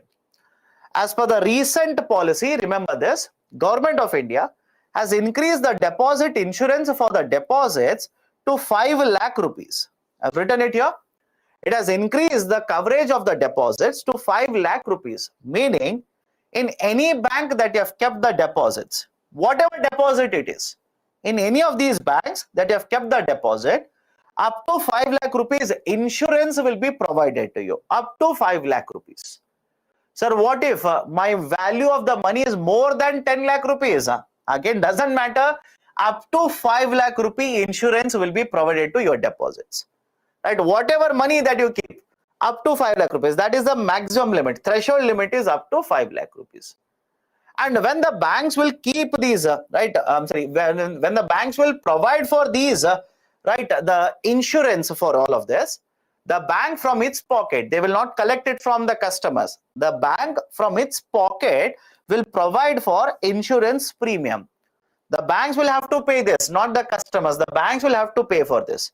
So the insurance premium, for every 100 rupee that the bank wants to get the insurance, the bank has to pay 12 paise. Remember this, 12 paise. I'm specifically mentioning this because of two reasons. One, you know what has happened in USA. And second, in case of India also, in the last couple of years, there have been bank crises. Some of the cooperative banks have incurred losses. That is where DICGC comes into picture. So for every 100 rupee, the bank has to pay a premium amount of 12 paise to get the insurance done. Right? And what type of banks are covered under this? Regional rural banks, cooperative banks, right? Let's say private sector bank, foreign banks, all these banks are covered. All these banks are covered under the DICGC. All of them are covered under DICGC. In fact, rather than saying all of them are covered, RBI simply says, if I give a banking license to someone, by default, they will come under DICGC. Is it okay? If I give a banking license to someone, by default, they will come under the coverage of DICGC, Deposit Insurance Credit Guarantee Corporation. And very recently, Government of India has introduced one more regulation here, one more guideline. Right? The amount has to be paid to the customers in 90 days. Remember this. Imagine a bank is there. The bank tells RBI, right, done. I will not be able to continue to operate. I'm going to close down. This announcement has been done by a bank. In the next 90 days from the date of submission, in the next 90 days, the DICGC has to provide this deposit insurance, right, to the customers. So these are certain very, very important points regarding DICGC. Now, is this facility uniform in all the countries? Of course, no. Of course, no. From one country to another country, the facility will keep on changing. For example, in case of USA,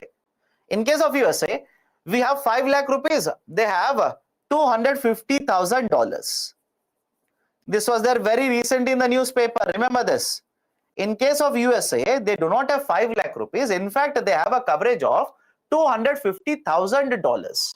That is $2.5 lakh worth of deposits are covered by one more authority there, FIDC, Federal Insurance for Deposits, right? So FIDC authority is there, right? And that authority will provide insurance coverage up to $250,000 worth of dollars. So from one country to another country, the number will keep on changing, but the concept is similar. That is, a part of your deposits will be insured by the banks by paying certain amount of premium. That's a basic idea regarding the DICGC. Okay, so this is one more concept related to Reserve Bank of India. So this is this is the complete discussion related to RBI. Now, let's take a break. But before that, any kind of a doubts you people have, let me know now. Any kind of a doubt that you people might have, please do let me know now. Just a second. Where does DICGC comes into picture? If a bank goes to RBI and says, I'm not able to continue to operate. I've incurred a loss. I will not be able to continue to operate. I want to close. In such a case, DICGC automatically will come into picture. Okay. If a bank closes, how will customers get money? My dear, how do you think insurance actually works? Let me check your knowledge. Again, you don't have to become an expert. to understand all of these concept of insurance. How does insurance work? Forget about DICGC. How do you think insurance works? Let's say there are three people, A, B, C. All the three people will get insurance. They'll pay a certain amount of money and they'll get the insurance. Do you think all of them will claim insurance? Can I give you a very simple example? I'm pretty sure all of you have used it. Two-wheeler insurance. Two-wheeler insurance. Right? How do you think the two-wheeler companies providing insurance will work? They will provide insurance for all the bikes in India. But you think of yourself. Understand this. You just think of yourself and you tell me, have you claimed bike insurance any point of time? I hope you understand. Can you claim the bike insurance at any point of time, let's say in the last 2 years or 3 years? Most of you would have paid insurance amount without getting any coverage. Without getting any coverage because nothing has happened. God's grace, nothing has happened. Car insurance. I keep on paying car insurance. Many of you people keep on paying car insurance. Do you keep on claiming the amount? No, that doesn't work out. Why? Car insurance will come into picture when you have accident. And how many of you will go and have an accident just to get money? Absolutely no. I hope you understand this. So this is how insurance system will work. This is how insurance system will work. That is, they will collect money from multiple people, but very few people will actually claim insurance. Is it okay? Right? That is the basic idea. And DICGC is doing the same thing. DICGC is doing the same thing. They are collecting insurance premium for everybody from all the banks in India. But one or two banks here and there will claim, the insurance, basically incur losses and customers will get the money. In fact, DICGC has a lot of money. Okay, they have a lot of money. Is there a loss to customers? If your deposits are, let's say, 1 crore rupees, you will not get the coverage of 1 crore rupees. You will get only coverage of 5 lakh rupees. Obviously, yes. Okay. How RBI will calculate money supply? Imagine your RBI, 5 banks are there in India. They will tell you how much is the worth of bank deposits they have. But you have printed 100 rupees and supplied in the market. Don't you think you will be able to calculate how much is the demand deposit, how much is the time deposit, how much is the cash in circulation? Of course, yes. Okay.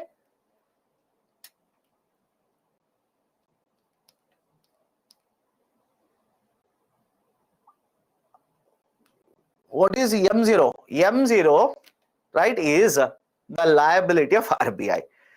It is a liability of RBI. What is a liability? Again, don't enter into accounting concept. Sir, you tell me 100 times, I'll not listen to you. By heart it. It is called as a high powered money or reserve money. How do we calculate it? All the currency notes and coins distributed by RBI. The deposits of the banks that are there with RBI. And, and the next one, the central government and state government deposits with the RBI. That is how. And there is one more question. How M1 is there in M3 and M4? My dear, broad money, don't you think when you look at, let me focus. Let me give a very simple example here. Imagine, imagine this. You went into a store. That is superstore, So you went into a store. It's very, very huge. One way to look at the store is, you look at, let's say, only biscuits. You look at only biscuits. And another way to look at the store is, you stand at the entrance and you look at the whole store. Now, when you're looking at the whole store, complete store, shop, So what do you mean by store here? Shop. Don't you think biscuits, the rack where biscuits are kept, that is also part of the store? I hope you understand this, Because some of you are asking, how come M1 is there in M3 and M4? Broad money means you're looking at the overall money supply. When you're looking at the overall money supply in the banking sector with the customers, etc., will you not be counting the cash with the public? Will you not be counting right, the deposits, that is basically the time deposits and demand deposits in the banking sector. Of course, yes. Okay, so that is a basic idea. How DICC is linked with banking license? What I said was, if RBI gives a banking license to anybody, by default, they will come under the coverage of DICGC. Do you understand my statement? If RBI will give a banking license to somebody, by default, they will come under the banking license.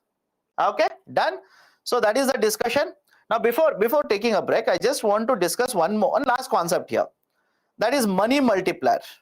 I want to discuss one more concept here. That is money multiplier. Now, what is this idea of a money multiplier? Follow this carefully. Let me ask you a very simple question. You are RBI governor. Focus now. Focus. You are RBI governor. You have printed 100 rupees and supplied it to the market. That 100 rupee has entered into the market. Don't you want to find out how many times 100 rupee will be circulated in the banking system? Think of it. Just think of it. Don't you want to find out how many times this 100 rupee will get circulated in the banking sector? You should be knowing it. As an RBI governor, you should find it out. Why? Now you want to know, if you reduce the repo rate, what is the impact of it? If you increase the CRR, what is the impact of it? If you reduce the SLR, what is the impact of it? Right? I hope you understand this. When I say you have increased the money supply by 100 rupees, can we do it by printing 100 rupee and giving it? Of course, yes. Can RBI do the same thing by reducing CRR or not? Rather than printing 100 rupee and giving it to the bank, can RBI reduce the CRR and increase the money supply by 100 rupees? Of course, yes. Can we do it by reducing repo rate? Yes. Can we do it by reducing SLR? Of course, yes. So now the argument is that as an RBI governor, you should be able to find out, if you're going to increase 100 rupee in the banking sector, how many times it will get circulated, right? How much loans would be created by this, etc. And you'll be able to find out, that with the concept of money multiplier. You'll be able to find out all of this with the idea called as money multiplier, money multiplier. What is this money multiplier? Follow this carefully. Many of you will get stuck up here. Follow this carefully. What is M3 divided by M0? And let me write the formula first. What is M3 divided by M0? In fact, many of the books will also give you one more formula, M1 upon M0, but the most important measure is M3 upon M0. Now, what is this M3 upon M0? M3 represents broad money. Right? I hope you understand. M3 represents broad money. And what is there in the broad money? In the broad money, we have, right, cash with the public. How much cash we have? We also have time and demand deposits with the banking sector. Time and demand deposits with the banking sector. Now, is it okay if I say these kinds of deposits which are there with the banking sector or the cash with the public, it will lead to a lot of money circulation in the economy? It will lead to a lot of money circulation in the economy. For example, as a bank, you have 100 rupee deposit. Will you not give loans? Of course, yes. If you give loan to, let's say, a company will take the loan, they will purchase a machine, and they will pay that loan amount to one more company, which again goes into bank. Now the bank will use it to again give loan. Fractional reserve system. Fractional reserve system. The FRAs will come into play here. That's the reason what we do is, we'll take M3 in the numerator, and how much money has been increased by RBI, how much money has been, right, increased or let's say supplied by RBI, we'll keep it in the form of M0. If RBI will, let's say, print 100 rupee, give it to a bank. If RBI will print 100 rupee, give it to a bank, as a result of this 100 rupee, total money circulation, let's say, increases by 800 rupees. I will repeat the statement. I will repeat the statement. RBI will print 100 rupee, give it to the bank, but because of the fractional reserve system in the banking sector, total money supply will increase by 800 rupees. Can I call this as a money multiplier of 8 times? I'll repeat it again. If RBI prints 100 rupees, gives it to a bank, bank will give it as a loan to a company will purchase raw material, again that money will come to the bank, again a fractional reserve system will work out, total money supply increases by 800 rupees, which means 100 rupee will lead to credit creation of 800 rupees. That is money multiplier. That is money multiplier, right? So 8 times will become money multiplier, right? So usually in case of India, money multiplier is somewhere around 5 to 6. In case of India, money multiplier is 5 to 6, and RBI uses it. I hope you understand. RBI uses it. Sir, how does RBI use it? If RBI increases the repo rate, now RBI knows money supply will come down by how much? If RBI reduces CRR, now RBI knows money supply will increase by how much, right? That is how RBI will be using M0, M1, M2, M3, M4, money multiplier, right? CRR, SLR, repo, reverse repo, STF, etc. either to increase money supply, to reduce money supply in the economy. Done? Okay. So why not M4? Please understand, banking sector is involved in the credit creation. How many of you think India Post is involved in giving loans? Let me check. Right? How many of you think India Post is involved in giving loans to the companies, etc.? Of course, no, it is a banking sector. So if you want to find out if RBI will increase money supply by 100 rupees, to what extent overall money supply will increase, don't you think M3 is a better indicator compared to M4? Look at it. Don't you think M3 is a better indicator to find out if RBI increase money supply by 100 rupees? M3 is a better indicator compared to M4. Why? M4 has postal deposits. India Post doesn't collect money from you and start giving loans to companies. No, that is not the role of India Post, right? But banking sector, of course, yes, they will do it. And that's the reason, have a look at what are the components in M3, right? What are the components in M3? Have a look at it. Okay, done. So these are certain very, very important functions of Reserve Bank of India. Okay, these are important functions of Reserve Bank of India. RBI, very, very important. We have spent a lot of time in discussing RBI. I hope you understand. We spent a lot of time in discussion over Reserve Bank of India. So please be careful. Questions have been asked by UPSC, right? But again, if you check the last 5 years question papers, you generally find questions on RBI, right, in prelims. Prelims generally on 2 to 3 questions will come from RBI. Okay. Now next concept. Okay. Before that, let's take a break. Let's take a break. Right. Before we start with the next concept of nationalization, let's take a break. So I'll start at 7:53. I'll restart at 7:53 a.m. by the way. 7:53 a.m. Take a break now.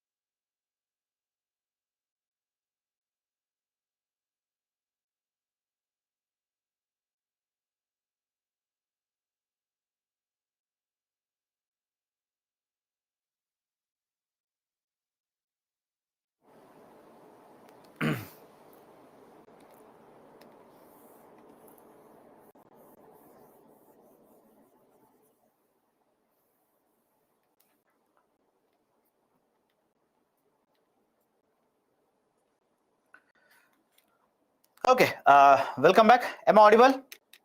Am I audible?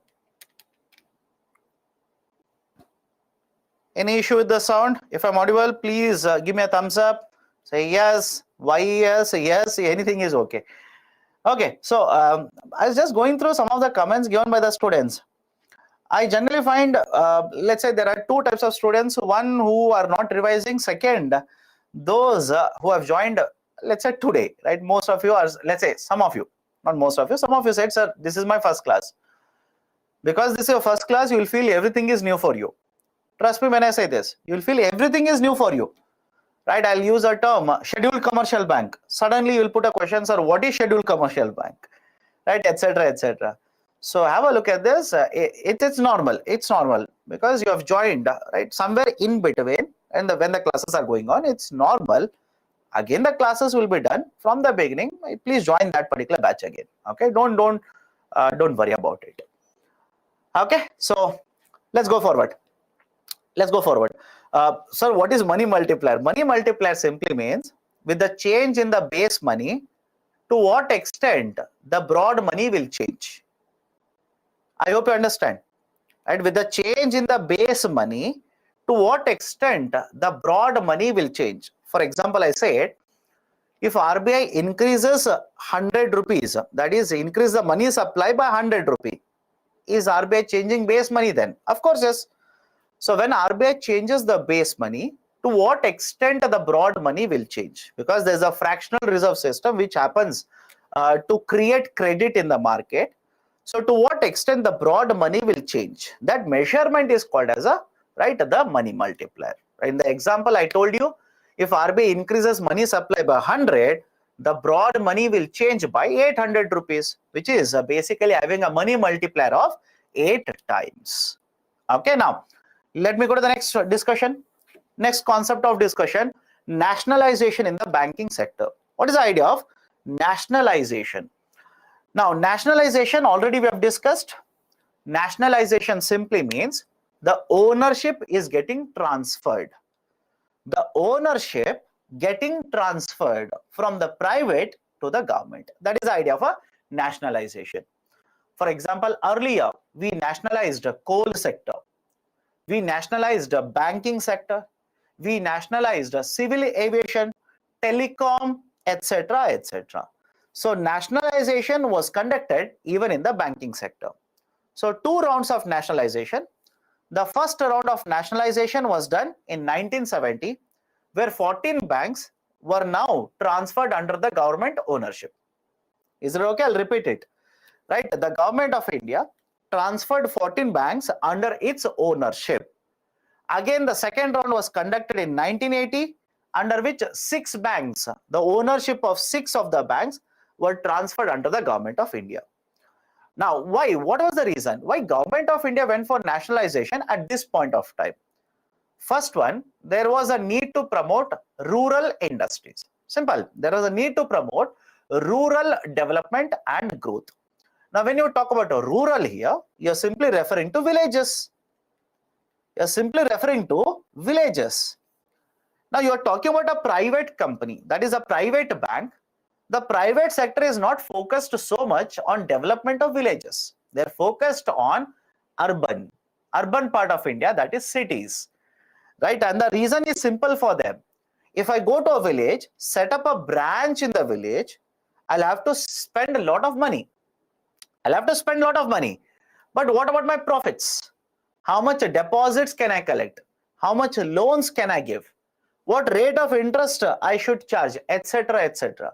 So when you look at all these, right, let's say aspects, so that is cost to benefit analysis, it makes more sense for the bank to open a branch in city rather than a village. Any problem with this? Right? It makes more benefit for a bank to open their branches in a city rather than opening the branches in the villages, because the loans may not be very, very high in terms of value. Right? The defaults could be very, very high. People will take loans, will not repay it. Right? People's incomes are also very low compared to urban part of India. So what had happened until then was the concentration of the banks was very high in cities compared to villages. But right, even today, I hope you know this. Like today, even then also, most of the population in India resided in villages. For example, at the time of independence, have a look at the data. At the time of independence, around 50% of the GDP contribution in India came from agriculture sector, around 50%. And around 70% of the labor, right, that is the people who are working, were working in agriculture sector. Now, I hope you will not ask me, sir, why agriculture is related to villages, why farmers are there in villages, etc. like this. Which means most of the working population resided in villages.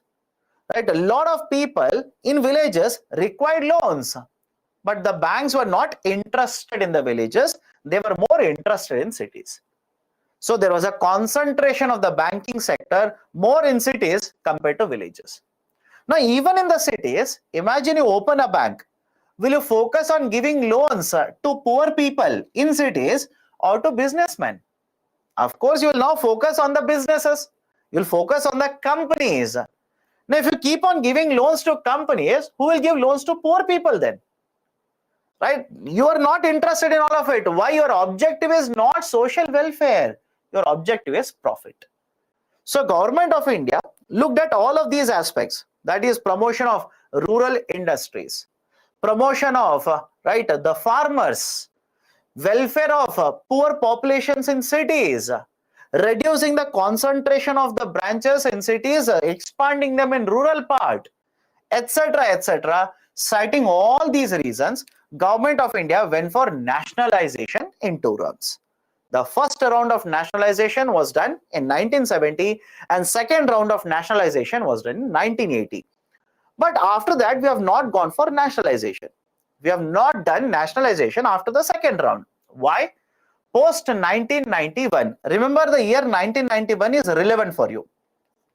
1991 is important. Why 1991 is important? We implemented reforms. We'll discuss this separately. Do not worry.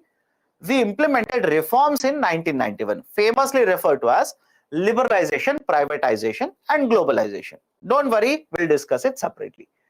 So after 1991, rather than government nationalizing these banks, we have allowed private sector banks to come into India. We have allowed foreign banks to come into India. We have allowed or promoted more and more participation of the private sector. So post 1991, we have not gone for nationalization. But what is the policy right now for the government?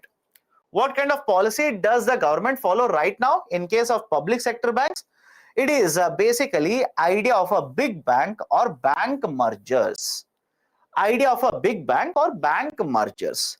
Right? So 2 of you are saying, sir, in book it is given 1969, you are given 1970.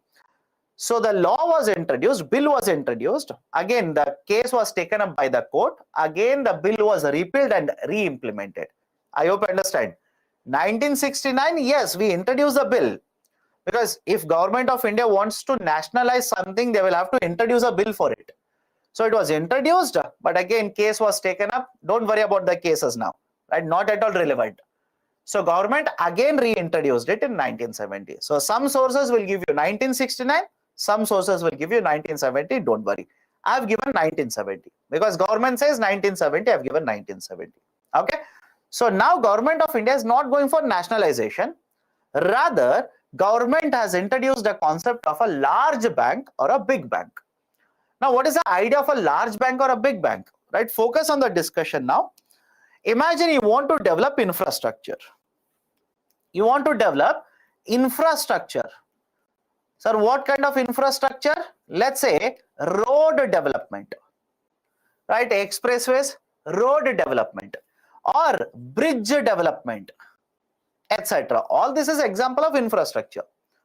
The requirement of loans will be very, very large. Large loans are needed.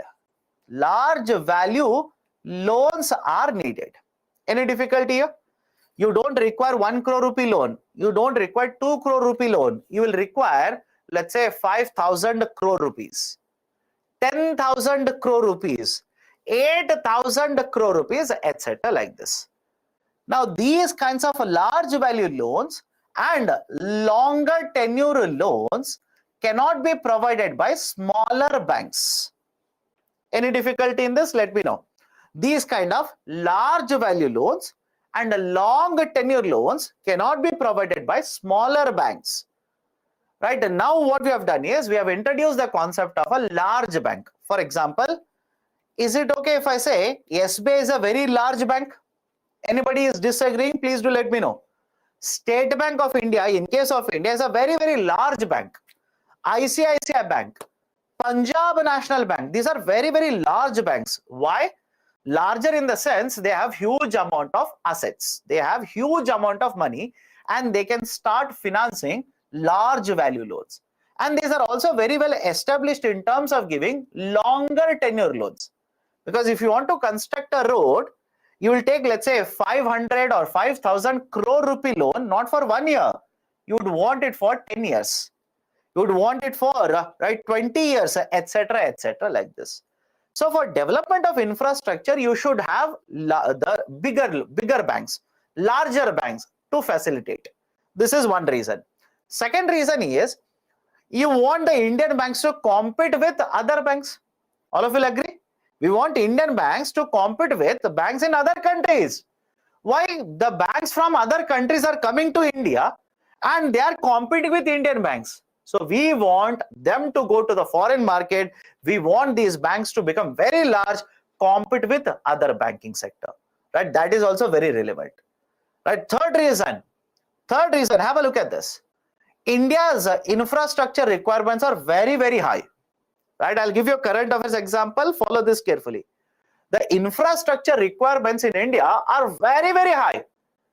Right? And very small banks cannot satisfy all of them. Right? For a very simple reason, have a look at this. There is a project which has been launched by the government, National Infrastructure Pipeline. Now, don't worry about this. We will discuss this when I take up industries. Do not worry. National Infrastructure Pipeline. NIP, National Infrastructure Pipeline. Under NIP, Government of India wants to invest totally, right? Not just government, totally. The government wants to have a total investment of more than 110 lakh crore rupees. More than 110 lakh crore rupees from the center, from the state, from the private sector. Total investment expected is 110 lakh crore rupees. Do you think small banks can provide loans for these kind of infrastructure projects? Again, no. Right? So these are some of the reasons. One, infrastructure requirements are very, very high in India. Second, smaller banks will not be able to satisfy all the requirements for type of loans in India. Third, Government of India wants these banks not only to become competitive in India, but also compete with the banks from other countries. Banks from other countries. In addition to this, whenever you create a larger bank, I hope you understand, whenever you create a larger bank, for example, let's say bank A is there, B is there, and C is there. You will take both A and B and merge it with C. Has it been happening in India? Of course, yes. I'll give you an example. Right. So, Government of India has taken 5 associate banks of SBI. Earlier, couple of years ago, there were associate banks. Right. Of what? Of SBI. We had State Bank of Patiala, State Bank of Travancore, right? State Bank of Jaipur, etc. like this. So what we have done, we have taken all these associate banks, merged it into one bank, that is SBI, making it a very, very large bank. Right? I'll give you one more example. Earlier, there was a bank by the name of Dena Bank. Right? There was one more bank, Vijaya Bank. Government of India took Dena as well as Vijaya Bank, merged it into, right, into only one bank, that is right, Bank of Baroda. So a lot of these banks which were earlier individual banks now have been taken and merged into these right, other banks, bigger banks, hence creating a much larger bank. Right? So what is the objective? Some of the objectives I've discussed. A lot of the other objectives are written here. Let me go one by one. Now, if these banks are merged, can I simply say, now a larger bank will have more assets? Think of it. Right? When these particular banks are merged, will the larger bank have more assets now? Of course, yes. Can they provide larger value loans? Yes. Don't you think the resources such as human resources can be utilized much more efficiently now? Human resource, again, there's a drawback to that. I'll come to that. Don't worry. Human resources will be used much more efficiently. Sir, what do you mean by this? I'll give a simple example. Don't write this in the exam, not required. But tell me, have you seen this or not? Earlier, imagine this is a very important, let's say, street in the city, right? Or a central part of the city. You would have seen, you will see there is a branch of SBI. Opposite to branch of SBI, there is a State Bank of Travancore. After a couple of shops, you will see State Bank of Mysore. You will also see State Bank of Patiala, right? Jaipur, State Bank of Patiala, etc.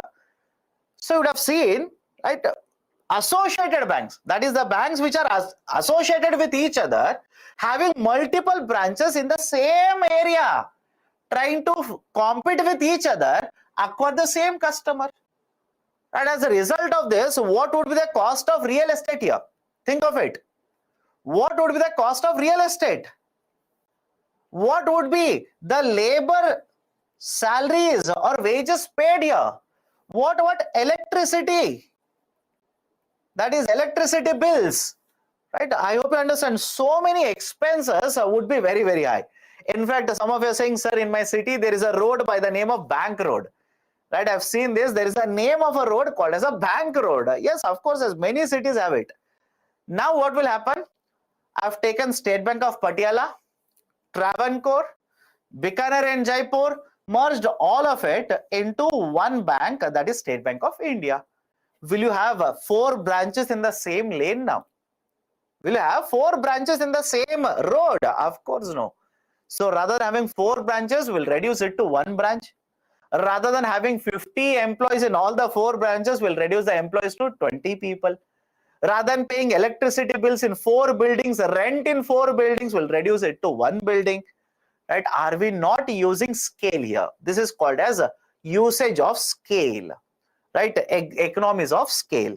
That is, you are merging all the resources at one point and you are utilizing the resources much more efficiently. So cost of operations will come down. Rather than having 4 branches in one area, we'll simply close 3 branches, open it somewhere else. So the reach of the banking sector services will increase. Resources such as, let's say, labor resources, money, right, computers, etc. Resources can be collected together. Pooling means put together. Can lend it for many of the sectors such as infrastructure, can compete with the foreign banks as well. So these are, right, so these are some of the advantages associated with the merger of these banks into a larger bank. Then what are the concerns here? Right, what are the concerns? Of course, one, right, some of the people will be asked to put on the papers. That is unemployment. Right, because obviously, if you're going to merge these banks, will you require same number of employees? I hope you understand this. Will you require same number of employees? Of course, no. Right, voluntary retirement services will be introduced. People will be asked to, right, resign, etc., etc. Right, so one, of course, yes, some of the people will be losing the job. That is a negative aspect of it. Second, when you merge these banks, and create a very large bank, let me connect it to current affairs. You tell me, what if this bank becomes a Silicon Valley Bank? Think of it. When you merge these banks and create a larger bank, what if this bank becomes a Silicon Valley Bank? Unlike earlier situation, there were 3 different banks. Now there is a very large bank which is incurring a loss, which is going to shut down. Don't you think the impact of that on the economy will be much, much larger? Think of it, right? Impact of this on the economy will be much, much larger. That is just a hypothetical example. Again, hypothetical example. Don't write this in the exam. In case of India, the largest bank is what? State Bank of India. Very large bank. Now, what if State Bank of India fails? And underline the term what if. I'm not saying that. I'm not praying for it also, right? Don't say anything. I'm simply saying, what if State Bank of India fails? Can you imagine the impact of it? I hope you understand. Can you imagine the impact of it on the whole economy? Right? So when you create a larger bank, what if the large bank fails? Right? Rather than having 3 different banks, you have merged it into only one bank, and this bank now will fail. So the impact would be much, much larger. Okay, impact would be much, much larger. Do we have any system in place? I'll come to that. Just give me some time. Right? Employees are worried about their jobs. Higher size will also means impact of failure will be much, much larger. And what about the benefit packages, work culture, right, etc., etc.? It will keep on changing, right? And please understand this. Many of the times, you may disagree, but trust me, this has happened. Many of the times, people will relate to a bank. Traders, companies, small shopkeepers have a relation with the bank. What do you mean by the bank? If you are from, let's say, state of Rajasthan, and there is a bank by the name of state of Bikaner and Jaipur, don't you think a lot of traders in that region would prefer to open a bank account in such bank? I hope you understand my statement. If you are a trader in Karnataka and there's a bank by the name of a State Bank of Mysore, don't you think the customers will have a attachment, a kind of a attachment to the bank? Hence, right, they will open more and more account in those banks. You may disagree with me, right? I hope you understand. You may disagree, but this is a fact. This is a fact, and this has been proven correct multiple times. I'll tell you an example. There was one of the associated banks in Kerala of SBI, State Bank of Travancore, SBT, State Bank of Travancore. The State Bank of Travancore has basically been merged with SBI now. Some of the traders who had their account in the State Bank of Travancore, Keralites, they felt that, okay, if it is going to be merged with the SBI, I cannot trust this bank much more now. Right? That connection, that relationship I had, right, I've lost it. So what I will do, I'll shift my deposit from this bank to another bank. Has it happened? Of course, yes, it has happened. This has happened, right? So work culture will change. The connection between the customers might be lost like this. So these are some of the concerns related to idea of a large bank, idea of a big bank. Okay. Now, do we have any system against this? That is, I said, large bank means if it fails, there'll be a big problem. Do we have anything in the place in India to protect the banks like this? There is, there is this concept called as DSIB. There is this idea called as DSIB, Domestic Systemically Important Bank. Domestic Systemically Important Banks. DSIB. And current affairs, I'm connecting current affairs here. Right? These are also referred to as a very large banks or too big to fail banks. Too big to fail banks. And in case of India, today we have 3 DSIBs. I hope you understand. In case of India, we have 3 DSIBs. Right? What are the 3 tips in 3 DSIBs in India? ICICI Bank. Of course, one is your favorite, SBI Bank, and the third one is HDFC Bank. ICICI Bank, SBI Bank, and HDFC Bank. RBI has identified these 3 banks and has called them as a too big to fail banks or DSIBs, Domestic Systemically Important Banks. Now, what is the concept here? Right? RBI simply says these institutions are necessary. I hope you understand. These institutions are necessary to have a stable financial system in India. These are necessary. We cannot allow them to collapse. We cannot simply allow these 3 to collapse. That is a basic idea for systemically important banks. And how does RBI ensure that these 3 banks will not collapse? RBI has more strict regulations on them. Remember this. RBI has stringent regulations, strict regulations on them. Sir, what do you mean by strict regulations? I will tell this when I take up the concept of Basel guidelines. Because for this you require capital adequacy ratio. For this you require capital adequacy ratio. I will tell this, not now, when I take up Basel guidelines. So what RBI says is, I will not relax the regulations on these three. I will in fact have more regulations on these three. Because more regulations, RBI says, the banks will be prevented from collapse. We are not going to have any kind of a collapse in this because I'm regulating it much higher level. Right? This is the idea for DSIB. Right? So again, some of you are saying, sir, what about DICGC? DICGC will come into picture when the bank collapses. I hope you understand this. DICGC will come into picture when the bank collapses. And what is RBI trying to do here? It is trying to prevent a collapse in the first place. Right? I hope you understand this. Right? So these are the three: ICICI, SBI and HDFC. These are the three DSIBs in India. As of now, these three are there. RBI can change it. RBI can add many more banks, but one of the criteria, right? On what basis RBI chooses them? The criteria is the asset size. The asset size of these banks should be at least 2% of GDP. The assets which are there with this bank should be at least 2% of GDP. Right? At least 2% of GDP should be the value of the assets held by DSIB. Only then RBI will consider them to be eligible to be considered under the concept of DSIB. Okay? Done? Are these private sector banks or public sector banks? SBI is a public sector bank. ICICI and HDFC are private sector. Both are private sector. So what does collapse mean? Collapse simply means the bank will not return your deposits. I hope you understand. Bank has reached a situation where it is unable to provide your deposits back. That is basically the idea of a bank collapse. Okay, now let me go to the next concept here, lending rate.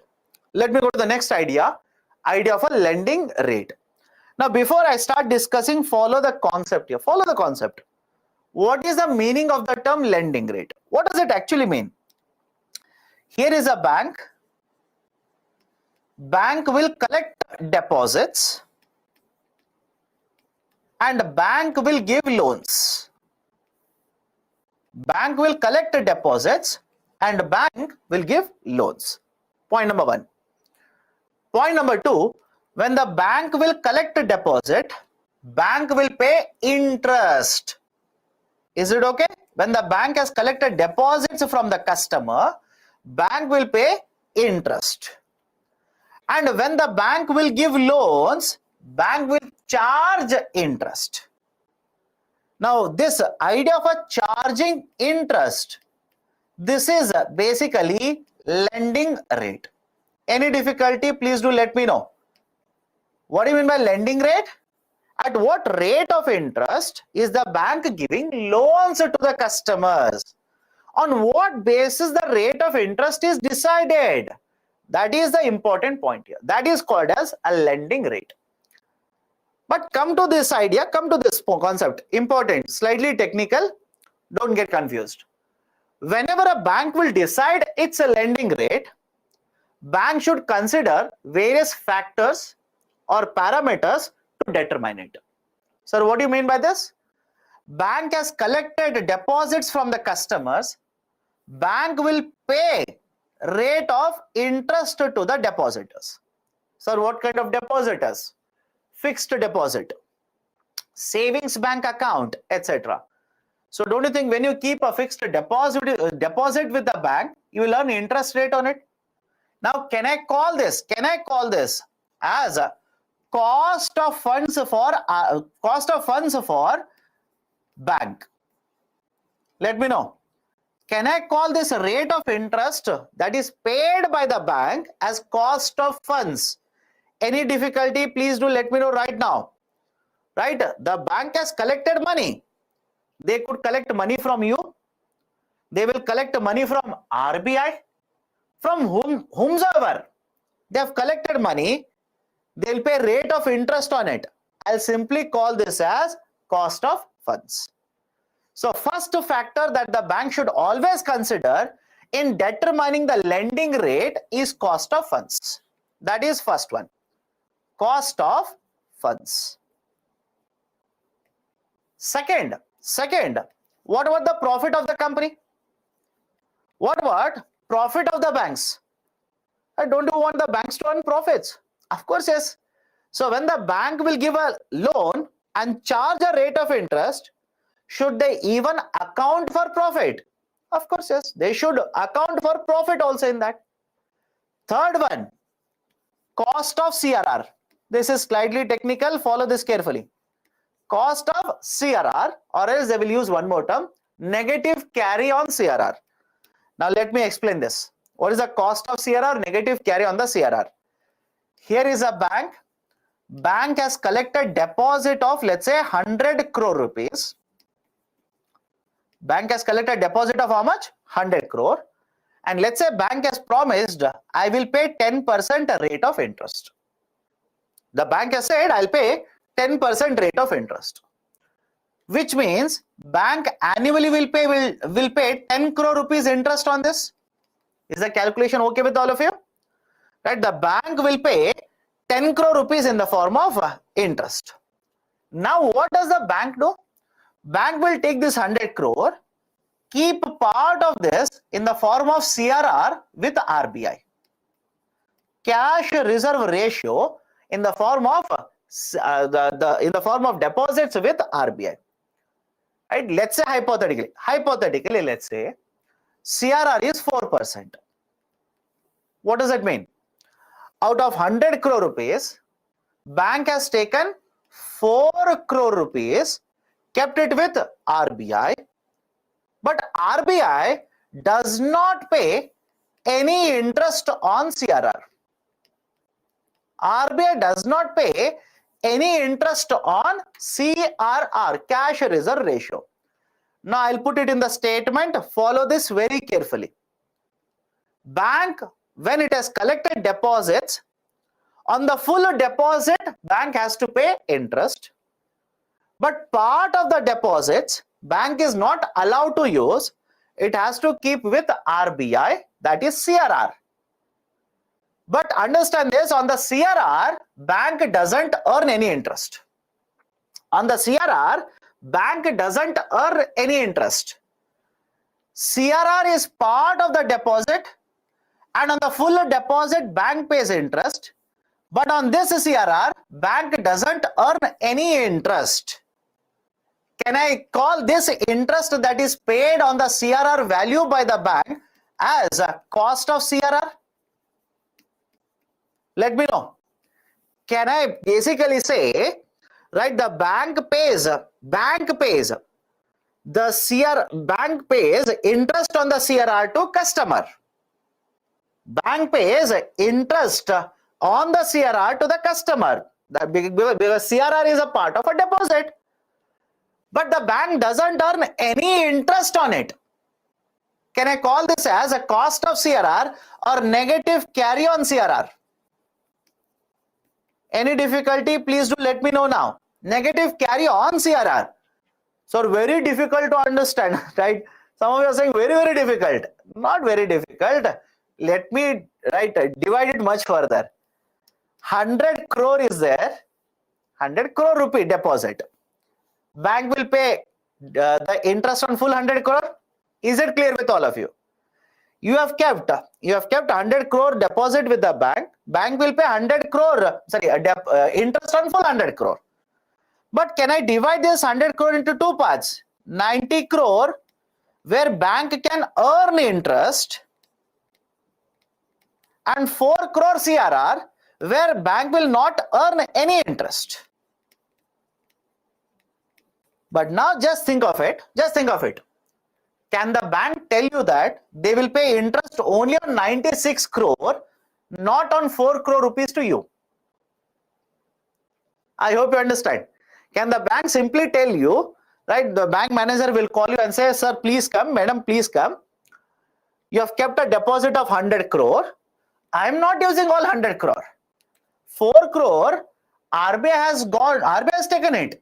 So when I calculate 10% interest for you, I will calculate only on 96 crore, not on 4 crore rupees.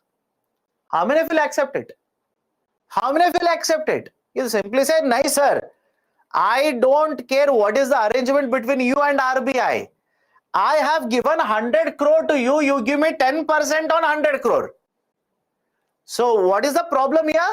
Bank will not earn any interest on the 4 crore, but will pay interest to the customer on 4 crore. That is cost of CRR or negative carry on CRR.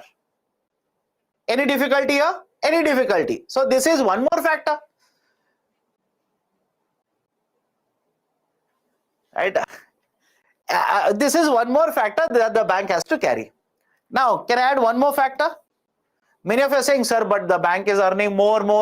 Arey Baba, don't worry. Are you earning? Forget about everything. You tell me, are you earning anything on the 4 crore rupees? You're a bank. Are you earning anything on the 4 crore rupees? You tell me that answer. Answer is no. Then don't you think whatever rate of interest you decide on the loans should be higher? I hope you understand the common sense here. Right? Very simple connection. Because you are giving a loan, you are not earning anything on the CRR, will you not increase your lending rate? What if I said, understand this carefully, just to make it much more clear. What if I said, right, you keep CRR with RBI, RBI will pay 10% rate of interest. Hypothetically, you keep 4 crores with RBI, RBI will give you 10% rate of interest on it. Now, will you charge the rate of interest higher on the loans? Will you charge more rate of interest? Of course, no, because that CRR rate of interest you are earning from RBI. So again, come back to this. Many of you are saying, "But sir, when they give a loan, they will charge a higher rate of interest." Precisely this reason. Precisely for this. They have kept a CRR, they are not earning anything, so they are earning in the form of rate of interest, they will increase it. Right? So cost of the funds, profits, cost of CRR. What about term or the tenure of the loan? What about term or tenure of the loan? Of course, yes. The term or tenure of the loan should also have an impact on what is the rate of interest, right, on the loans given by the banks. And the fifth one, what about the borrower? What about a borrower? Sir, what do you mean by what about a borrower? Imagine you are a bank manager. Right? Understand this. Imagine you are a bank manager. Mr. Ratan Tata will come to you, ask for a loan. A farmer will come to you, ask for a loan. Now you tell me, are you not taking a higher risk by giving loan to a farmer? Simple question, by the way. Are you not taking a higher risk? Now, sir, why do you always target farmer? Remove the farmer from the picture, put me instead. Right? Imagine I am also coming to you. Right? The Mr. Ratan Tata is also coming to you. Are you not taking a higher risk by giving a loan to me? Of course, yes. And if you're taking a higher risk, will you not charge a higher rate of interest when you give a loan to me? I hope you understand. Right? Are you not charging a higher rate of interest because there is a higher risk involved? So even what is the profile of the borrowers? There is a risk involved here. What is the profile of the borrowers? That will also determine what is the interest rate charged by the bank here. Right? Now, what is the system in India? What is the system? Right? What is the system in India? Sir, what is the risk if you are a salaried one? My dear, my salary is 50K. I am taking a loan of, let's say, 10 lakh rupees. Mr. Ratan Tata's salary is in terms of crores of rupees. He is taking a loan of 10 lakh rupees. You tell me where there is a better chance of collecting back the loans. Okay? Right, so have a look at this. There is a lot of risk involved here. Obviously, the rate of interest charged from one borrower to another borrower will change. So these are the various factors that the banks will use in determining what is their lending rate, in determining what is the rate of interest. Now, what are the systems we are using in India? Earlier, understand this, we had different systems. Right? For example, we had a primary lending rate. Before that, we had base rate regime. Right? First, we had base rate regime, then we had primary lending rate. Then we introduced a new system called as benchmark primary lending rate. But in all these cases, RBI found banks are not transferring the benefit of rate reduction to customers. Let me explain it. Follow this carefully. First, we had what? Base rate regime. Then we introduced a primary lending rate. Then we introduced a benchmark primary lending rate. But in all these cases, even to the extent of lending rate, that is marginal cost of funds based lending rate, RBI has found that banks are not transferring the complete benefit of rate reduction to borrowers. Sir, what do you mean by this? Let me explain this. Follow this carefully. Imagine here is a bank. Bank will take a loan from RBI at, let's say, 4% rate of interest. Now the bank will calculate, this as 4% plus profit plus operational expenses, plus CRR, etc., and the bank will charge a 10% rate of interest to customer. Bank will simply charge, let's say, 10% rate of interest to customer. Now, what if RBI reduces its rate of interest from 4% to 3%? Have a look at this. What if RBI reduces its rate of interest from 4% to 3%? Don't you think the bank should also reduce it from 10% to 9%? It's a very simple example, by the way. It's not that simple always. It's very complicated, but focus on this example. If RBI will reduce its rate of interest from 4% to 3%, shouldn't the bank also reduce its rate of interest from 10% to 9%? RBI says banks do not do it. Banks do not do it. When RBI reduces from 4 to 3%, banks will reduce it from 10% to 9.8%. Right? Banks will simply reduce it from 10 to 9.8%. Now, can I say this situation as a situation wherein complete benefit of rate reduction is not given to customers? I'll repeat the statement. RBI on one side reduces from 4 to 3%, but on the other hand, the banks, rather than reducing from 10 to 9%, will reduce the rate of interest from 10% to 9.8%. RBI says banks are not transferring the complete benefit to customers. And what is the whole idea here? What is the whole idea? RBI uses a term called as monetary policy transmission. Monetary policy transmission, MPT, monetary policy transmission. Right, so define monetary policy transmission. MPT simply means what is the impact of rate changes on the credit activity of the banks. I'll repeat it again. What is MPT? What is the impact of changes in the rates? Change in the rates by whom? Reserve Bank of India. If RBI changes the rates, what is the impact of that on the lending activity of the banking sector? That is called as a monetary policy transmission. If RBI reduces its lending rate from 4 to 3%, what does RBI expect? RBI expects that banks will also reduce their lending rate, and as a result of this, the credit issued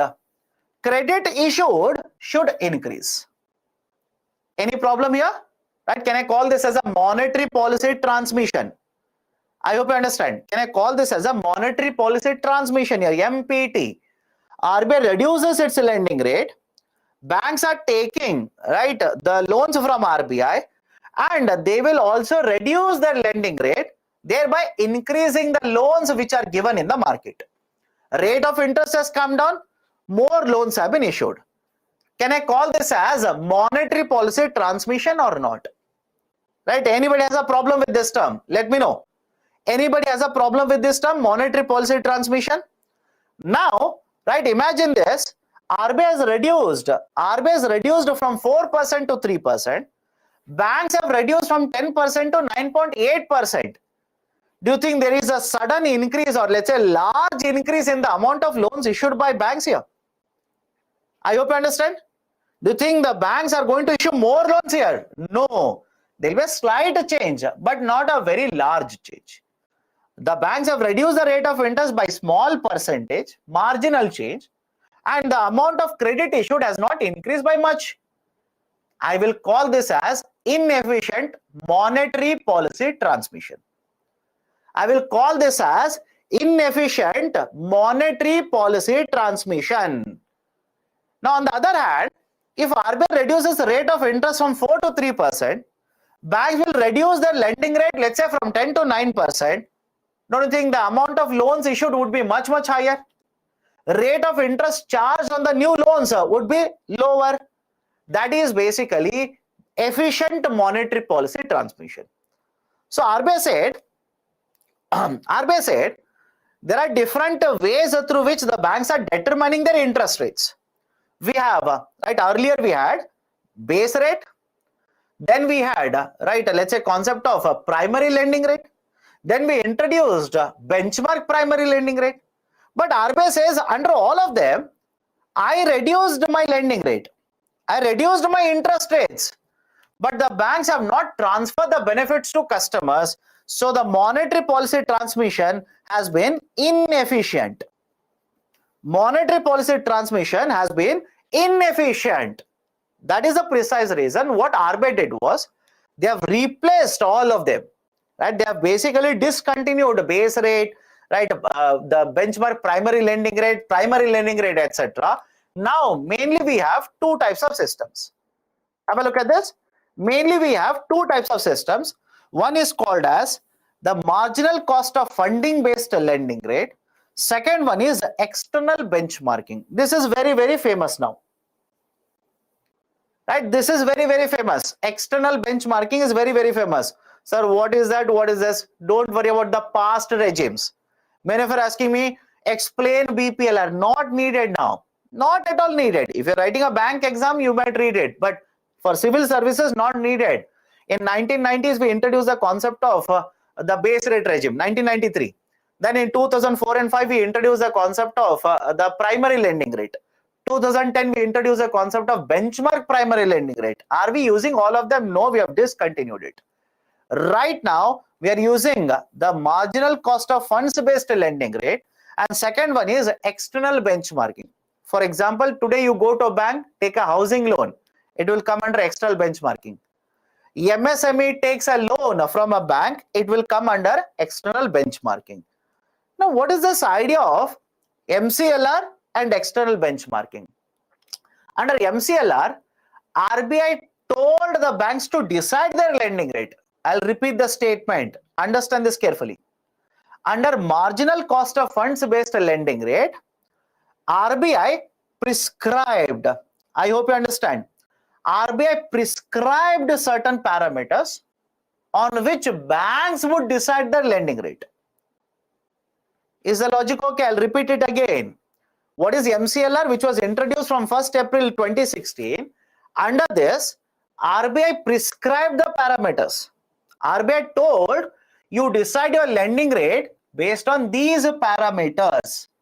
Sir, what are the parameters? Cost of funds, right? The negative carry on the CRR, operational expenses, profit motive, tenure of the loans, etc. So based on these parameters, you decide your lending rate. You decide your lending rate. That was basically the concept of marginal cost of funds based lending rate. And RBI felt with introduction of this new system from 2016, banks will become much more efficient now. They'll be transferring the benefit of rate reduction to the customers. They'll be transferring the rate reduction to the customers now. Right? Policy transmission will become very efficient. How the banks will calculate their lending rate, it will become very transparent. Customers will be benefiting. Banks will also be ensuring there is accountability in the system, etc. But understand this carefully. Even under the introduction of MCLR, RBI says there is an inefficient monetary policy transmission. Is it okay? Even with the introduction of MCLR, there is inefficient monetary policy transmission. Now, many of you will be thinking, sir, why? Why does it happen? Why is the monetary policy inefficient? Now, look at this example. I said bank will take a loan from RBI and give a loan to customer. But how many of you think whatever loans are issued by the bank, all this money will come from RBI? Let me know. How many of you think that whatever loans are taken by the bank, all of this money will come from RBI? Is the statement correct? Absolutely no. Statement is wrong. I repeat the statement. In this example, I said bank has taken loan from RBI, given a loan. But does it always mean that whatever loans are issued by the bank, the money will always come from RBI? Absolutely no. Money will come from customers. Money will come from customers such as you and me. Now, many of the times, the rate of interest that is paid to the customers doesn't change. Many of the times. Now, the argument of the bank is RBI has changed the repo rate. RBI has changed repo rate. But I'm still paying the same rate of interest to customers.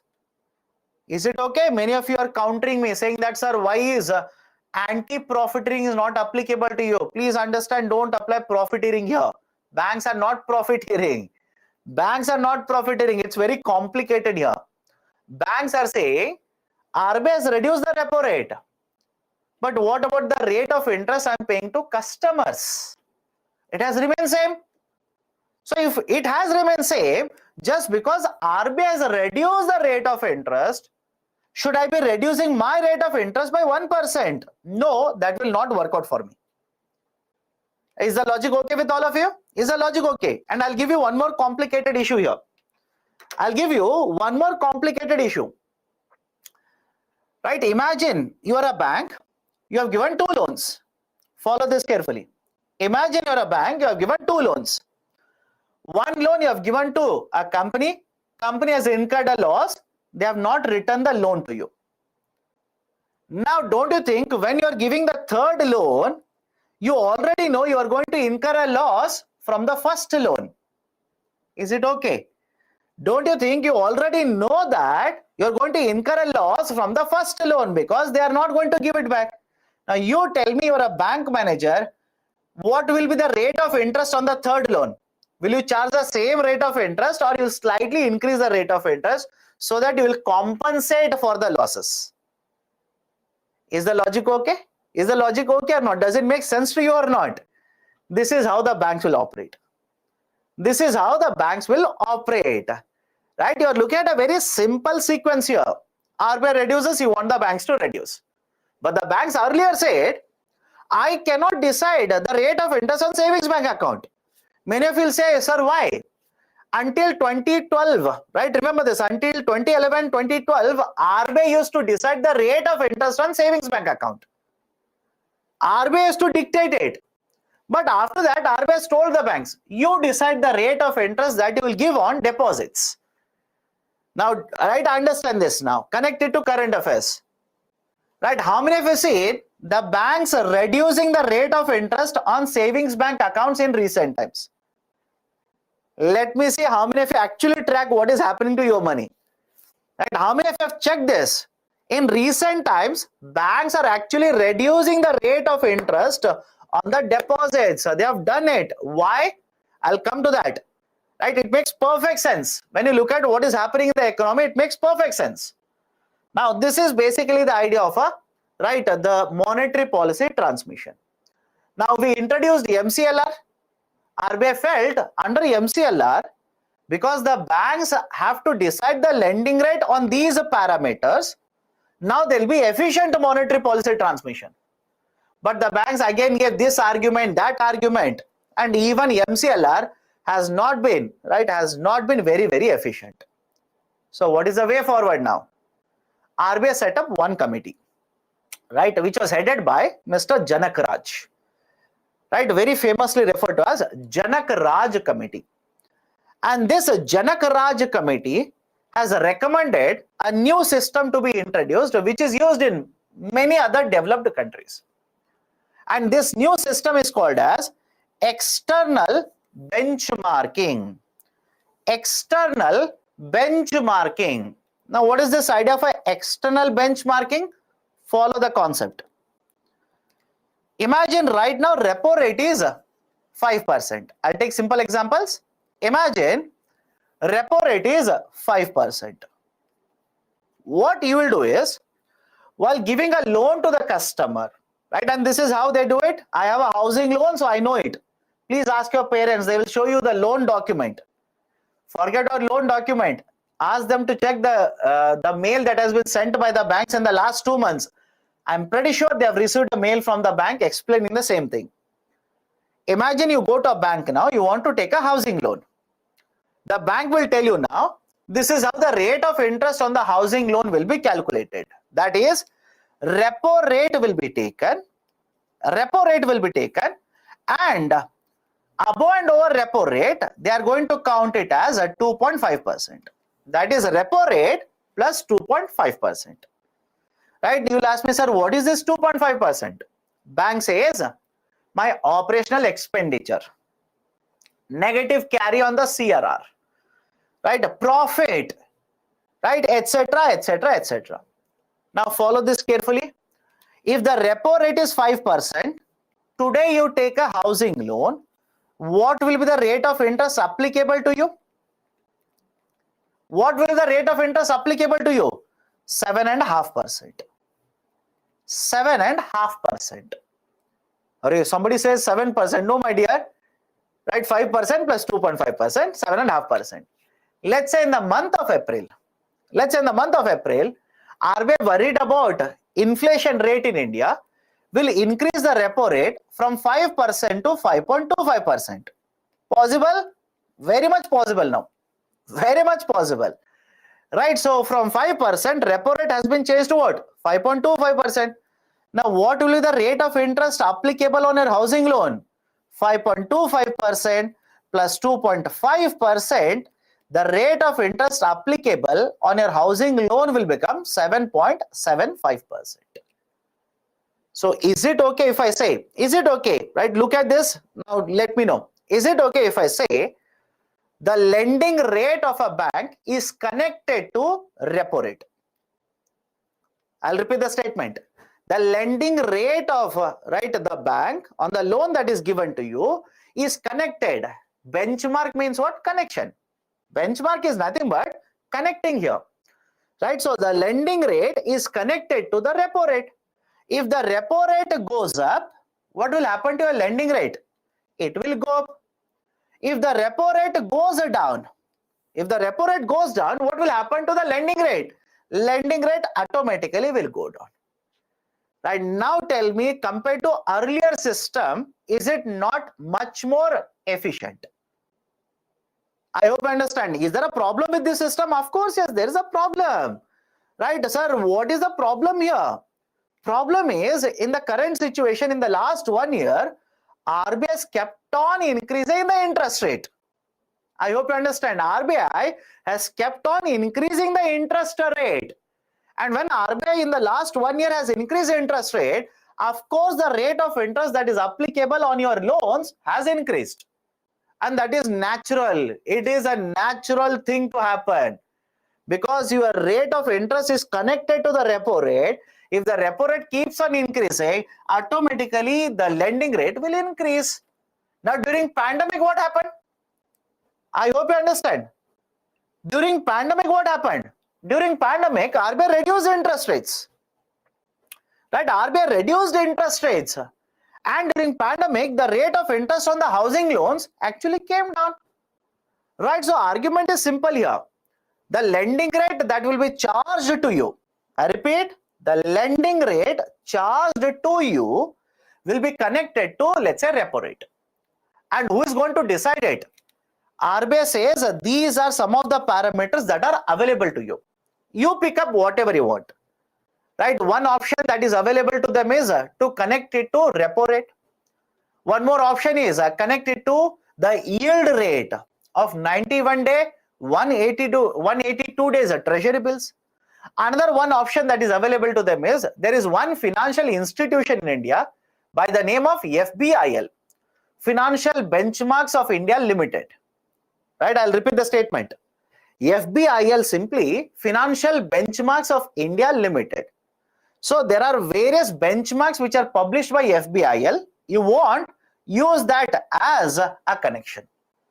So argument is simple here. RBI says we have introduced multiple types of lending rate regimes, systems, but monetary policy has not been very efficient. It has not been very efficient. Now with the new system, we will ask the banks to connect their lending rate to a parameter which is beyond their control. Repo rate is not fixed by the banks. I hope you understand this. Repo rate is not fixed by the banks. It is fixed by RBI. And because it is out of their control, can I call this new system as external benchmarking? Right? I hope you understand why this is called as external benchmarking. Repo rate, if you have connected your interest rate to the repo rate, you are not fixing repo rate. RBI is deciding repo rate. So it is an external factor, external parameter, hence called as external benchmarking. Right? Some of you are saying, sir, is it similar to floating rate? Of course, yes. It is basic an example of a floating rate itself. That is, repo rate is not constant. Repo rate will keep on floating. It will keep on changing. Hence, it will have an impact on the rate of interest that you have taken, the loan that you have taken from the bank.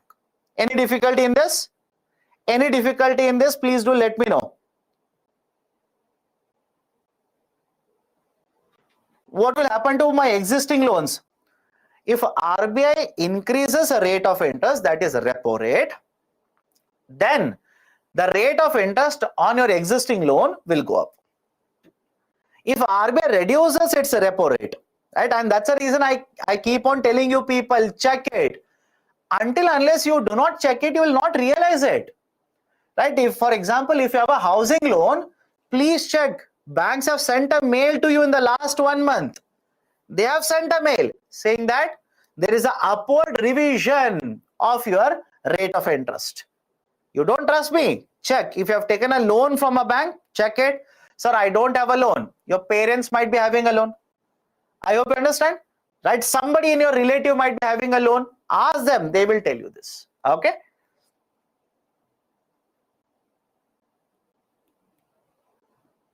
How it is connected to Treasury bill FBIL?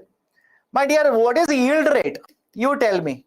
What is the yield rate on government securities? Will the yield rate be affected by repo rate or not? Let me know.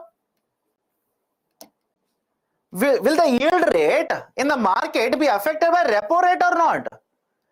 Names could be different. I hope you understand. All of them are interconnected. All of them are connected with each other. What is repo rate? One institute is lending, another is borrowing, and the lender is charging a rate of interest. What is the yield rate?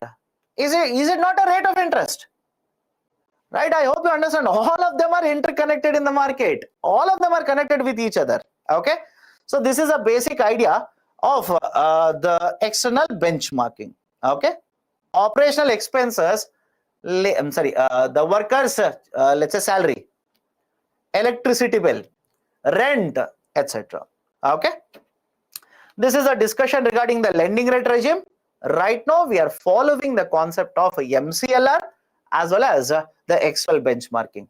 Right? Most of these loans which are given to the MSMEs, right, or let's say for that matter, the housing loans, etc., all of them are determined based on external benchmarking only now.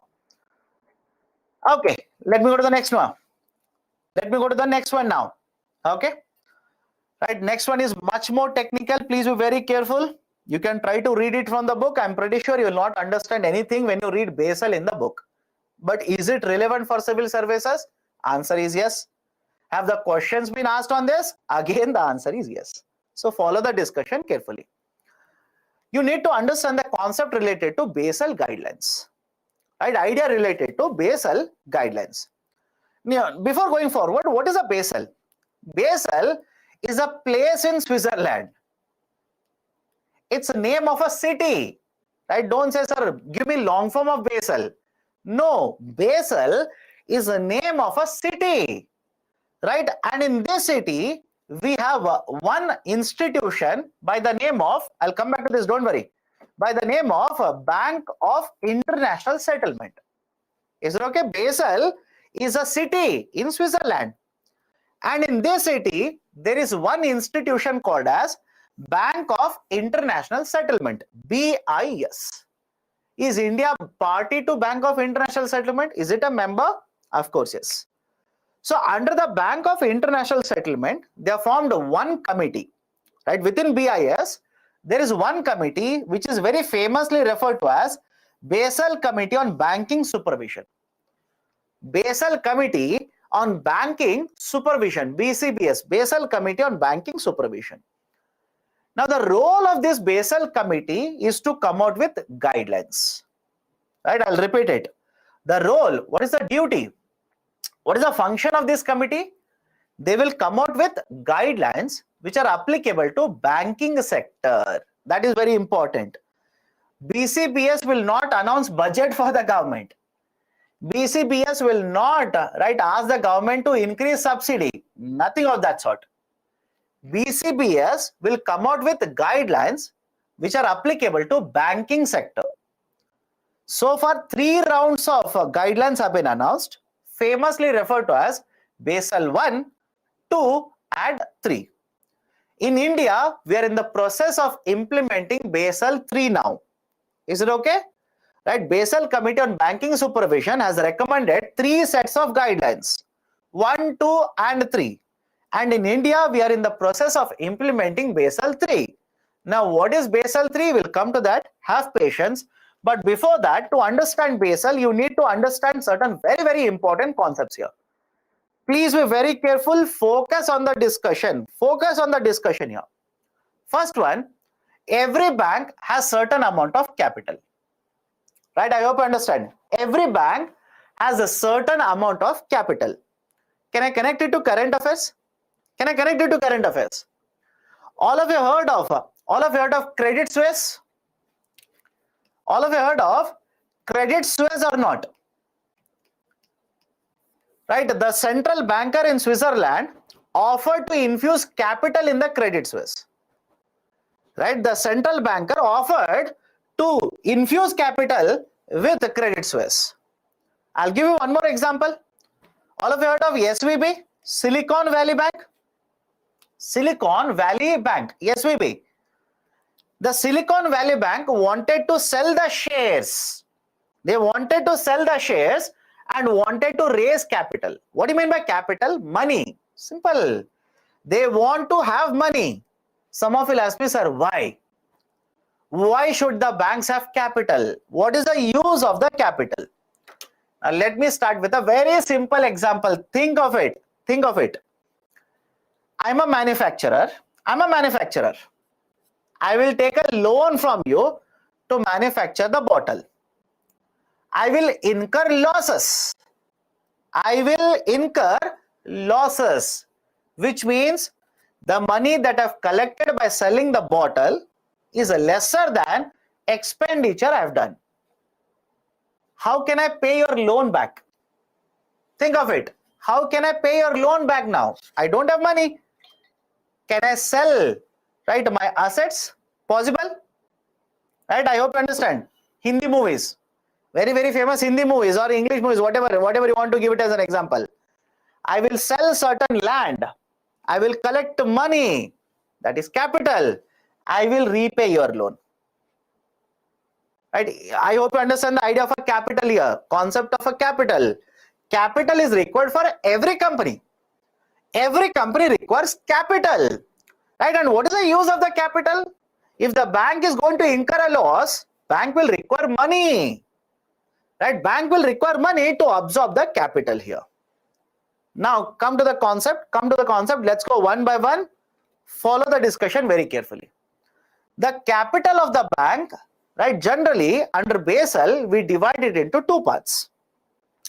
The capital of the bank is divided into 2 parts. Tier 1 and Tier 2 capital. Tier 1 capital and Tier 2 capital. Tier 1 capital, another name for this is core capital. Tier 1 is referred to as a core capital. Tier 2 is referred to as a supplementary capital. Now I'll explain this. Follow the explanation first. Ask questions later. Follow the explanation first. Imagine you are a bank. Okay, imagine you are a bank. You will take 20 rupees from me, borrowing. Okay, you will take 20 rupees from me. I will simply say, you decide when you want to give it back to me. Follow this carefully. One example, you have taken 20 rupees from me. You decide when you want to return it back.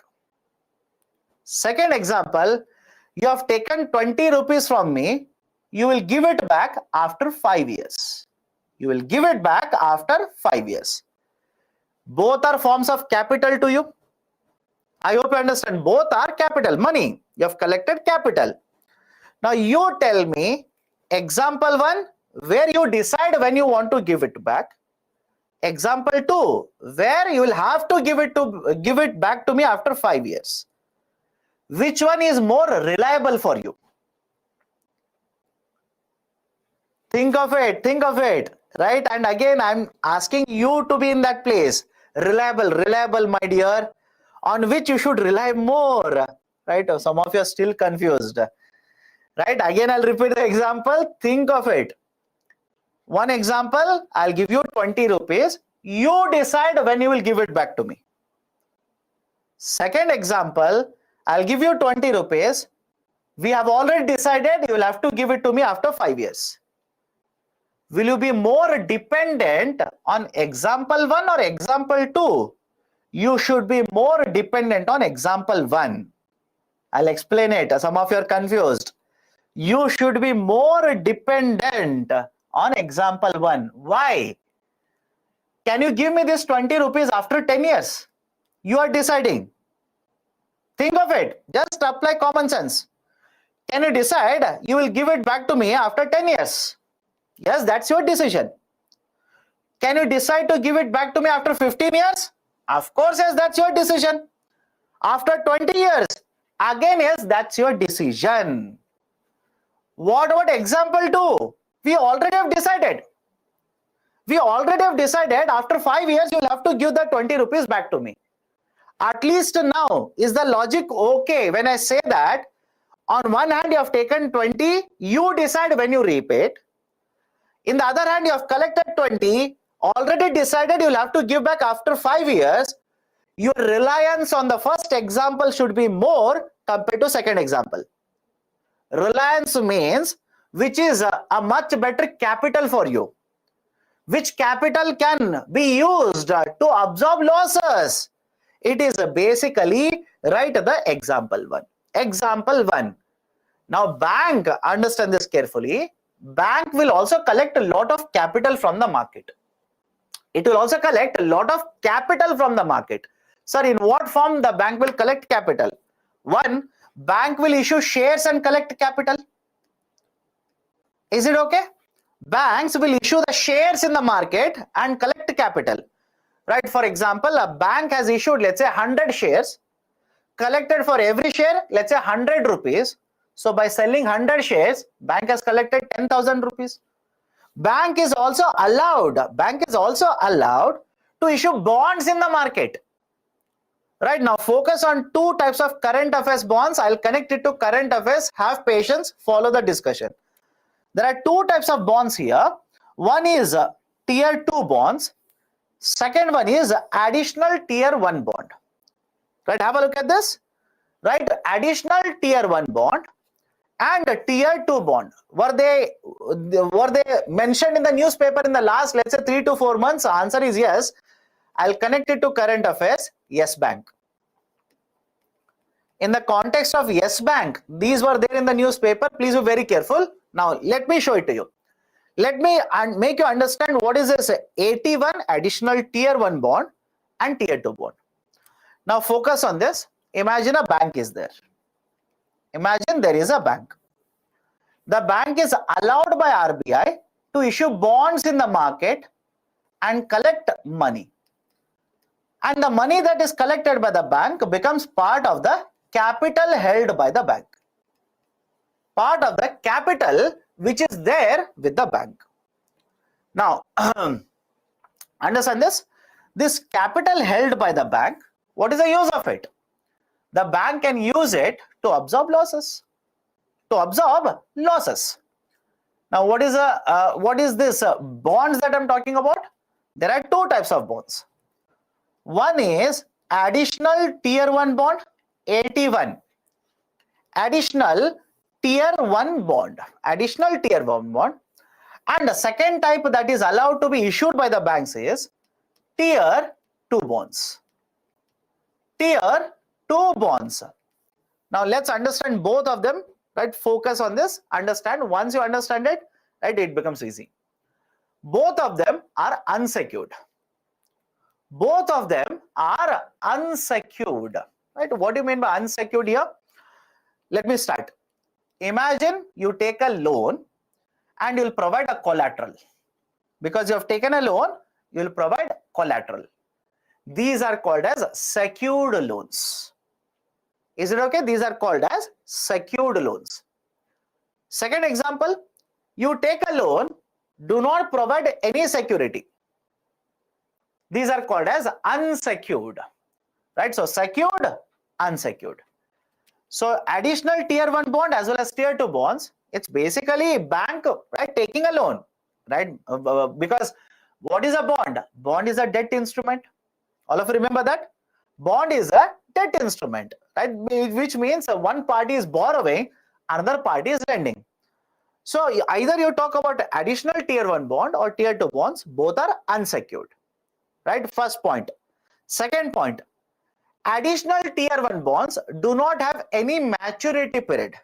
I repeat, additional tier 1 bonds do not have any maturity period, whereas tier 2 bonds have maturity period. What is the meaning of maturity period? A bond is issued to you and the bond will have a tenure of 3 years. That is maturity period.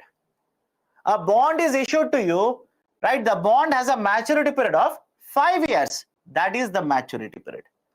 So additional tier 1 bonds do not have maturity periods, whereas tier 2 bonds are having maturity periods as decided by the issuer.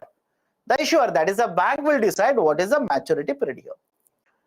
Third very important point. Because the additional tier 1 bonds do not have any maturity period, the bank will decide when they want to purchase it back. Is it okay? Right, I'll repeat it. Right, because the bank has issued it, there is no maturity period of it. The bank will decide when they want to purchase it back. They will use a term recalling. The decision on recalling these bonds is taken by the issuer, that is the additional tier 1 bond. Now, because it is unsecured, there is no maturity period, right? The investors, don't you think, have a higher risk by investing in these bonds? I hope you understand. Because there is no maturity period and the bank, that is the issuer, is going to decide when they will repurchase it. Are these not risky? Of course, yes, these are risky bonds. In fact, have a look at this. I'll add one more very important feature for both the AT1 as well as tier 2. Right? There is one more very important point here. The additional tier 1 bonds as well as tier 2 bonds can be written off. Can be written off by the issuer. Right? The additional tier 1 bonds as well as tier 2 bonds can be written off by the issuer. What do you mean by written off here? Imagine I'm a bank. I've issued a bond to you. I've collected 100 rupees, which means I will have to repay 100 rupees to you. Any difficulty, please do let me know now. I'm a bank. I've issued a bond to you. I've collected 100 rupees from you. I will have to repay the 100 rupees. I have a debt here. Now, writing off means I'm simply saying I will not return the 100 rupees back to you. I'm not going to return back the 100 rupees to you. Any difficulty in understanding this? This is called as writing off. This is referred to as a writing off system. Right? Any problem? Let me know. This is called as a writing off. Are the banks allowed to write off additional tier 1 bond as well as tier 2 bonds? Of course, yes. The banks are allowed to write off tier 1 as well as tier 2 bonds. Has it happened in India? That is where you will have to understand the current affairs connection. Yes Bank. Right, there is a connection to the current affairs, that is right, the Yes Bank connection. And there were two people, sir, why are we discussing all of this? My dear, because it is there in the current affairs. I could have skipped it. Very easy for me to skip. I could have skipped it. Right, but it is there in the current affairs. That's the reason I'm explaining all of this to you. I do not search in the books. Generally, books do not have all this information. So have a look at this. Additional tier 1 bonds and tier 2 bonds. Additional tier 1 bonds, no maturity period. These are issued by the banks, right? And the bank will decide when they want to repurchase them, right, from the investors. And one more very important feature is these are unsecured, and if the bank has incurred a loss, bank can simply write off. Write off means cancel. I hope you understand. Bank can simply write off. Write off means cancel these bonds. What about the tier 2 bonds? These are unsecured. These are unsecured. The maturity period is decided, and in case the bank incurs a loss, the bank can again write off tier 2 bonds. Now, many of you are asking, sir, these are very, very risky. Of course, yes. I hope you understand. These are very risky. I never said these are very, very safe instruments. These are very risky. So if these are risky, what do you expect the coupon rate to be? A lower coupon rate or a higher coupon rate? Think of it. If they are very, very risky, what will happen to the coupon rate? These will have a very, very high coupon rate. And are there any investors for this? Of course, yes. Of course, yes. There are a lot of investors because they are focused on the higher coupon rate. Right? Because they are focused on, 4 people are saying rate of interest will be lower. How? How? I do not understand what's your thinking. If you are going to take a higher risk, don't you want to earn higher returns? Right? You tell me. Right? If you are going to take a higher risk, don't you want to earn higher returns? You want to earn lower returns. How? I do not understand how you people or some of you actually think. Okay, so understand this. Both of the bonds are very risky. But within this also, additional tier 1 bonds are much, much riskier for investors. Why? You have paid, let's say, 100 rupees in case of tier 2 bonds. If not written off, if the bonds are not written off, you will get 100 rupee back under tier 2 bonds after 5 years or after 10 years. Any guarantee under additional tier 1 bonds? Think of this. Any guarantee after how many years you will get additional tier 1 bonds? As an investor, there is no guarantee. The bank will decide. The issuer will decide when they want to repurchase these bonds. Now, what was there? What was there here? Right? What was there in the current affairs regarding this? Yes Bank issued lot of additional tier 1 bonds. Right? Simple. Sequence is simple. Step 1. Yes Bank issued lot of additional tier 1 bonds. And then there was a crisis in the Yes Bank. Right, Mr. I'm sorry, don't worry about the name. Right, the CEO was removed, etc., etc. Now, Yes Bank, right, was supposed to, right, basically honor additional tier 1 bonds, means pay coupon rate. But the Yes Bank stated that if I pay the coupon amount, interest amount, I'm going to incur losses to the extent that I will have to shut down. I will have to close Yes Bank. Then RBI said, okay, then RBI approved the request of Yes Bank to write off additional tier 1 bonds. So Yes Bank sent a report to RBI saying that, see, this is the situation. If I have to pay the coupon rate, that is interest rate on the Yes Bank, I'm sorry, 81 bonds, I'm going to incur losses to the extent that I will close. So RBI said, okay, then write off. Write it off. Right, so then, right, Yes Bank wrote off all the additional tier 1 bonds. Yes Bank wrote off additional tier 1 bonds. And I'm making the story much more simple. Technically, this is not how it was done. You don't worry. UPSC will not ask you the story. Do not worry. So Yes Bank wrote off all the additional tier 1 bonds. If you have invested in the additional tier 1 bonds, it simply means Yes Bank will not give you any interest now. Yes Bank will not give back your principal amount also. They will not give you the principal amount as well. Will you be quiet with that? Will you be happy with that? Of course no.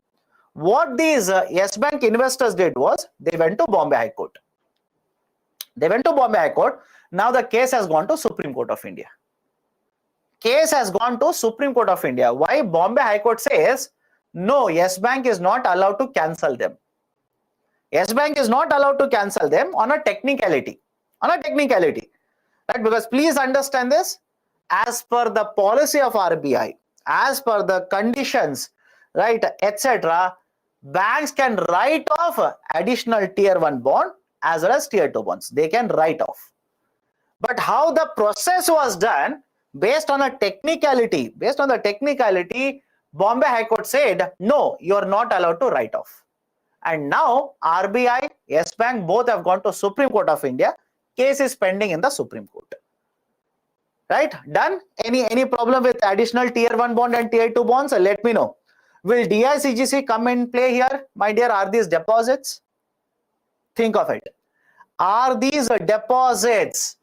Right? Are these deposits? Absolutely no. These are not deposits. Why will the DICGC come here? Tier 2 bond coupon rate will be lower than 81 bond coupon rate? Generally, yes. Generally, yes. Okay. SBI is providing 81 and tier 2 bond. Many banks are issuing it. And again, please understand. Sir, is the coupon rate fixed here? No. Different bank will offer a different coupon rate. Okay.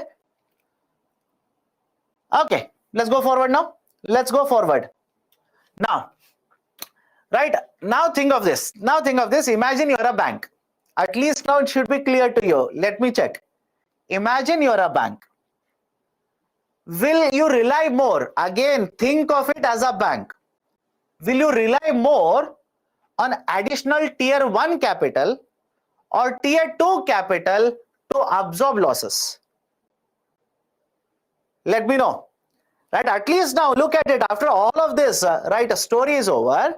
Will you rely more on additional tier 1 or tier 2 capital, right, in order to absorb losses? So tier 2. How? Those who are saying tier 2, answer to me, how? Why? Why will you rely more on tier 2? Sir, because I will give it back after 5 years, my reliance will be more. Is it so? Don't you think you should rely more on a capital where you are going to decide when you will repay the amount back? Apply common sense now. Right? Don't you think you should rely more as a bank on the capital, right, where you decide when you will give it back, rather than a capital where it is already decided you will have to give it back. Right? Just apply common sense, you will understand. Now, after all of this, right, have a look at this. Tier 2 capital is, correct, less. Tier 2 capital is considered less reliable than tier 1. Any problem with this statement? Look at the last statement. Right, look at the last statement in the slide here. Tier 2 capital is less reliable for a bank compared to tier 1 capital. Means what? Tier 1 capital provides more comfort to the bank. Today I have collected 100 rupee. I can use it to take care of the losses. Right? But what if this 100 rupee is a tier 2 capital? Then I'll have to give it back after 2 years to you. That becomes a problem for a bank. So reliance on tier 1 is higher compared to tier 2 capital. Okay. Now tier 1 capital, core capital, example is paid up capital. Many of you ask me, sir, what do you mean by paid up capital?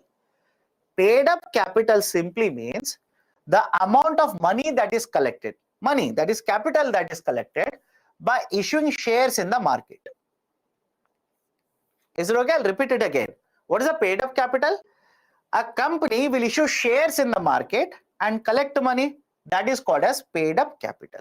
Okay, so tier 2 capital, right? Best example is tier 2 bonds. Just now we have discussed this. Long-term unsecured loans which are given, etc., etc. Again, don't enter into the technicalities of all of it. But is it okay after discussing all of this? After discussing all of this, you should carry one or two statements from this. One, tier 1 capital is more reliable. Tier 1 capital is more reliable, right, compared to tier 2. And second one, right, second one, the bank must maintain more of a tier 1 capital compared to tier 2. Is it okay? The bank should maintain more of a tier 1 capital compared to tier 2 capital. That is, let's say, I'll give you two examples. Think of it. Example 1, bank has 100 crore rupee capital. Out of 100 crore, 10 crore is a tier 1 and 90 crore is a tier 2. Example 2, out of 100 crore, 90 crore is a tier 1 and 10 crore is a tier 2. Now tell me, where do you think the bank is much more stable in terms of right, having capital? Where do you think a bank is much more stable? Example 2, it has more of a tier 1 capital. It can absorb the losses very, very easily. That is the basic idea. This is what you need to understand. I know many of you will keep on searching this in the book, right? Try to check it. You will not understand there also, right? So focus on this. This is more important. Okay. So AT1 and tier 2 bonds are issued by the banks. Yes, these are issued by banks only. AT1, tier 2, all of these are issued by banks only. Companies are not allowed to issue these bonds, right? And there is one more student who says, sir, both can be written off. Both can be written off. But why do you say additional tier 1 is more reliable? My dear, because in additional tier 1 capital, you decide when you will buy the bond back. I hope you understand. In the additional tier 1 bond, you are deciding when you will repurchase the bond, when you will recall the bond. But in case of tier 2 bond, is that option available to you as an issuer? As an issuer, in tier 2 bond, you do not have that option. That has already been decided. Okay, that already has been decided. Okay, that's the reason I said AT1 bond is much, much better compared to tier 2 in terms of reliability. Banks can rely more on tier 1 compared to tier 2. Done? Okay, so any issue so far? Any issue so far? Okay, so let me stop the discussion here. Let me address your questions. Right, after tomorrow we'll start from next slide here. The concept of risks. The idea of risks that is associated with the banking sector. Okay. If AT1 is that much of risky, why RBI buy it? RBI doesn't buy it, my dear. Where did I say RBI buys it? I said investors in the market will purchase it. Okay. What is the difference in bond and share? I'll discuss that later. Don't worry. Shares will give you ownership. Bonds is basically a borrowing. Generally, what is the recalling period under AT1? There is no fixed recall period. From one bank to another bank, the time has varied. Is it okay? Right? From one bank to another bank, the time has varied. There is no fixed recalling period. How tier 2 is difficult to calculate? For example, let's say you have an asset. Okay? Imagine you have an asset. That is, let's say, house. Right? Can a bank also own land? Can the bank own a building? Of course, yes. That is also counted as a part of the capital. Now you tell me, what is the value of that, let's say, building? Will you be able to find out? Think of it. What is the value of the building today? Will you be able to find out? Right? Absolutely no. That's the reason we generally say tier 2 capital very, very difficult, tricky to calculate. Tier 1 capital is much more easier. Okay. Examples of tier 1 and tier 2 bonds. The name itself is called as additional tier 1 bond. That is an example, by the way.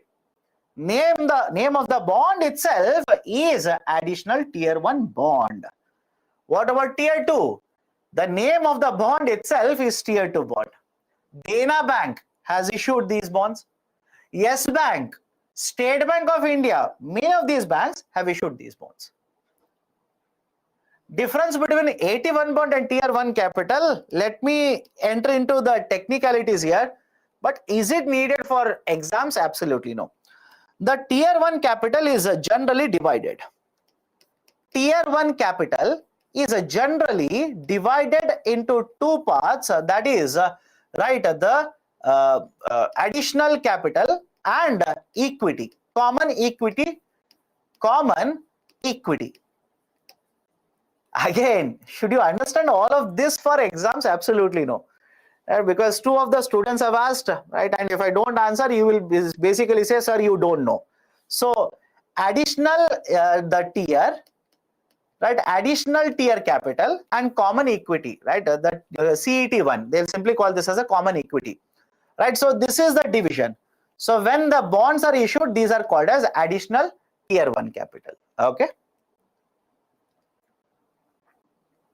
Is unsecured loan is not insured and the borrower deceased, then what will happen of the loan? Right? Generally, there is a guarantor.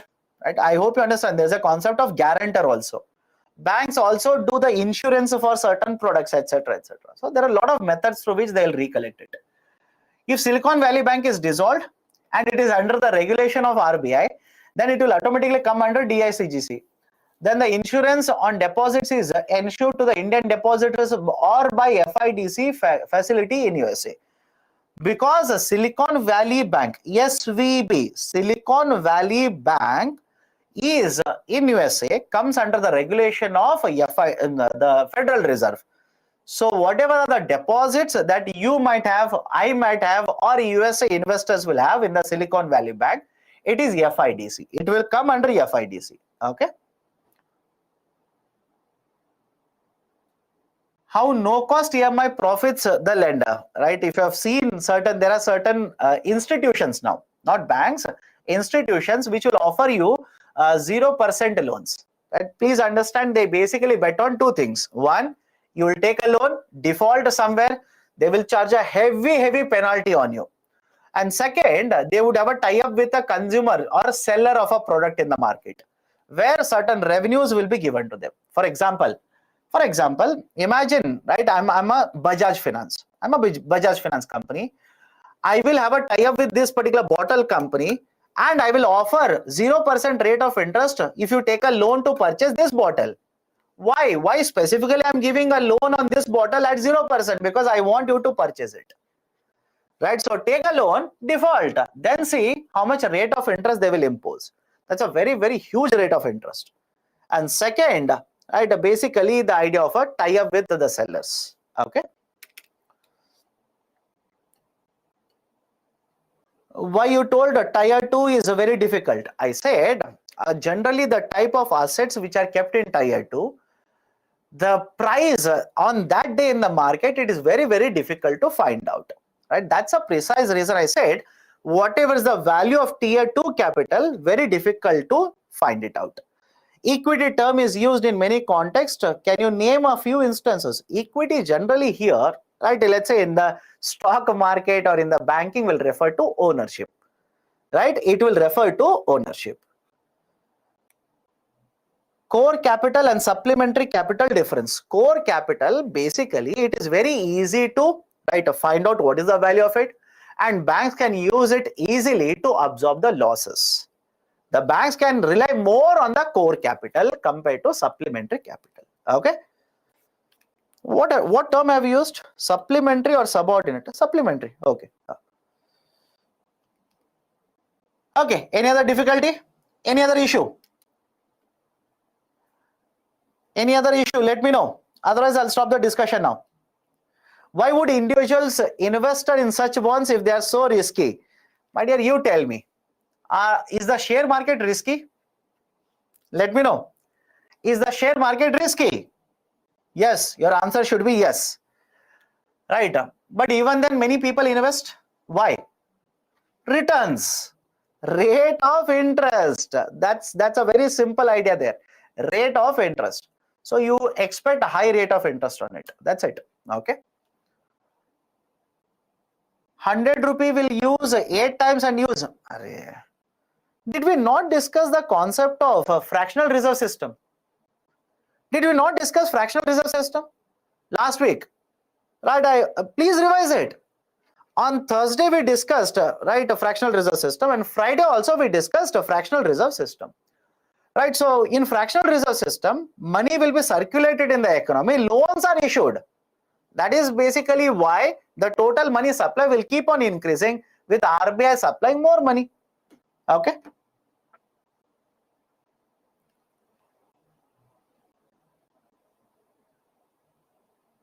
Okay, done. Even tier 2 bond can be written off, then how does it differ in terms of security in relation to AT1 bond from investor point of view? From the investor point of view, at least you are guaranteed. And again, please understand, I said the banks can write it off, but do not assume that they will always write it off. I hope you understand this. Do not always assume that they'll simply write it off. No. Here and there incidences have happened. Right? Incidences have happened. You can't help it. But in terms of, let's say, AT1 and tier 2 bonds, how they are basically different. In AT1 bonds, you do not know as an investor when will the bank give your principal amount back. I hope you understand that. As an investor, there is no guarantee whether the bank will return your 100 rupee back after 5 years, after 10 years, after 15 years. There is absolutely no guarantee. But in case of tier 2 bonds, the maturity period is given to you. Before the bank collects 100 rupee and give you tier 2 bond, the bank says 5 years. So don't you think compared to tier 1 bonds, as an investor, there is more certainty in tier 2 bonds. Okay. Anything else? Can we stop the discussion then? Okay. Done. So let's take a pause now. Let's stop the discussion here.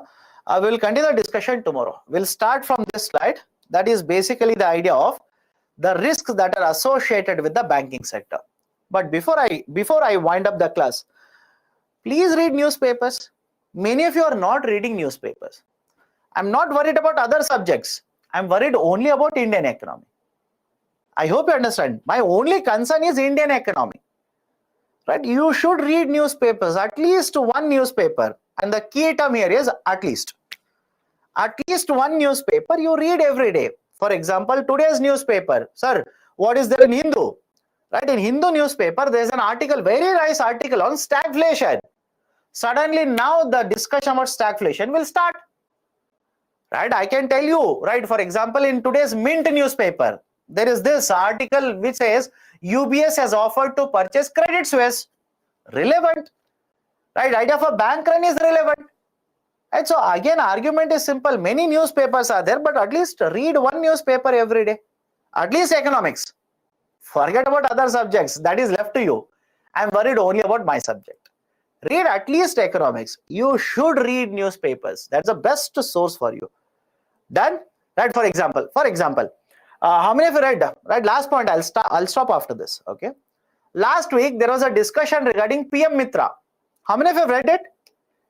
PM Mitra scheme. Very, very important. Very, very important. Right? Suddenly the questions can be asked on the context of PM Mitra. Right? What is the utility of it? What is the importance of it? Etc. etc. Right? So argument is you should read it. You should read it. It will be covered in webinar. It will be covered in one or the other videos. But again, at least, right, make some effort, no? Right? Make some effort. Read it. Right? You'll get a lot of very good concepts from all of these articles. Done. Okay. Let me not extend the discussion now. Let's take a pause now. Tomorrow we'll continue from this slide. That is the risk that is associated related to banking sector. Okay. So that's it from my side. Take care. Meet you again tomorrow sharp at 6 a.m. Take care. Good day.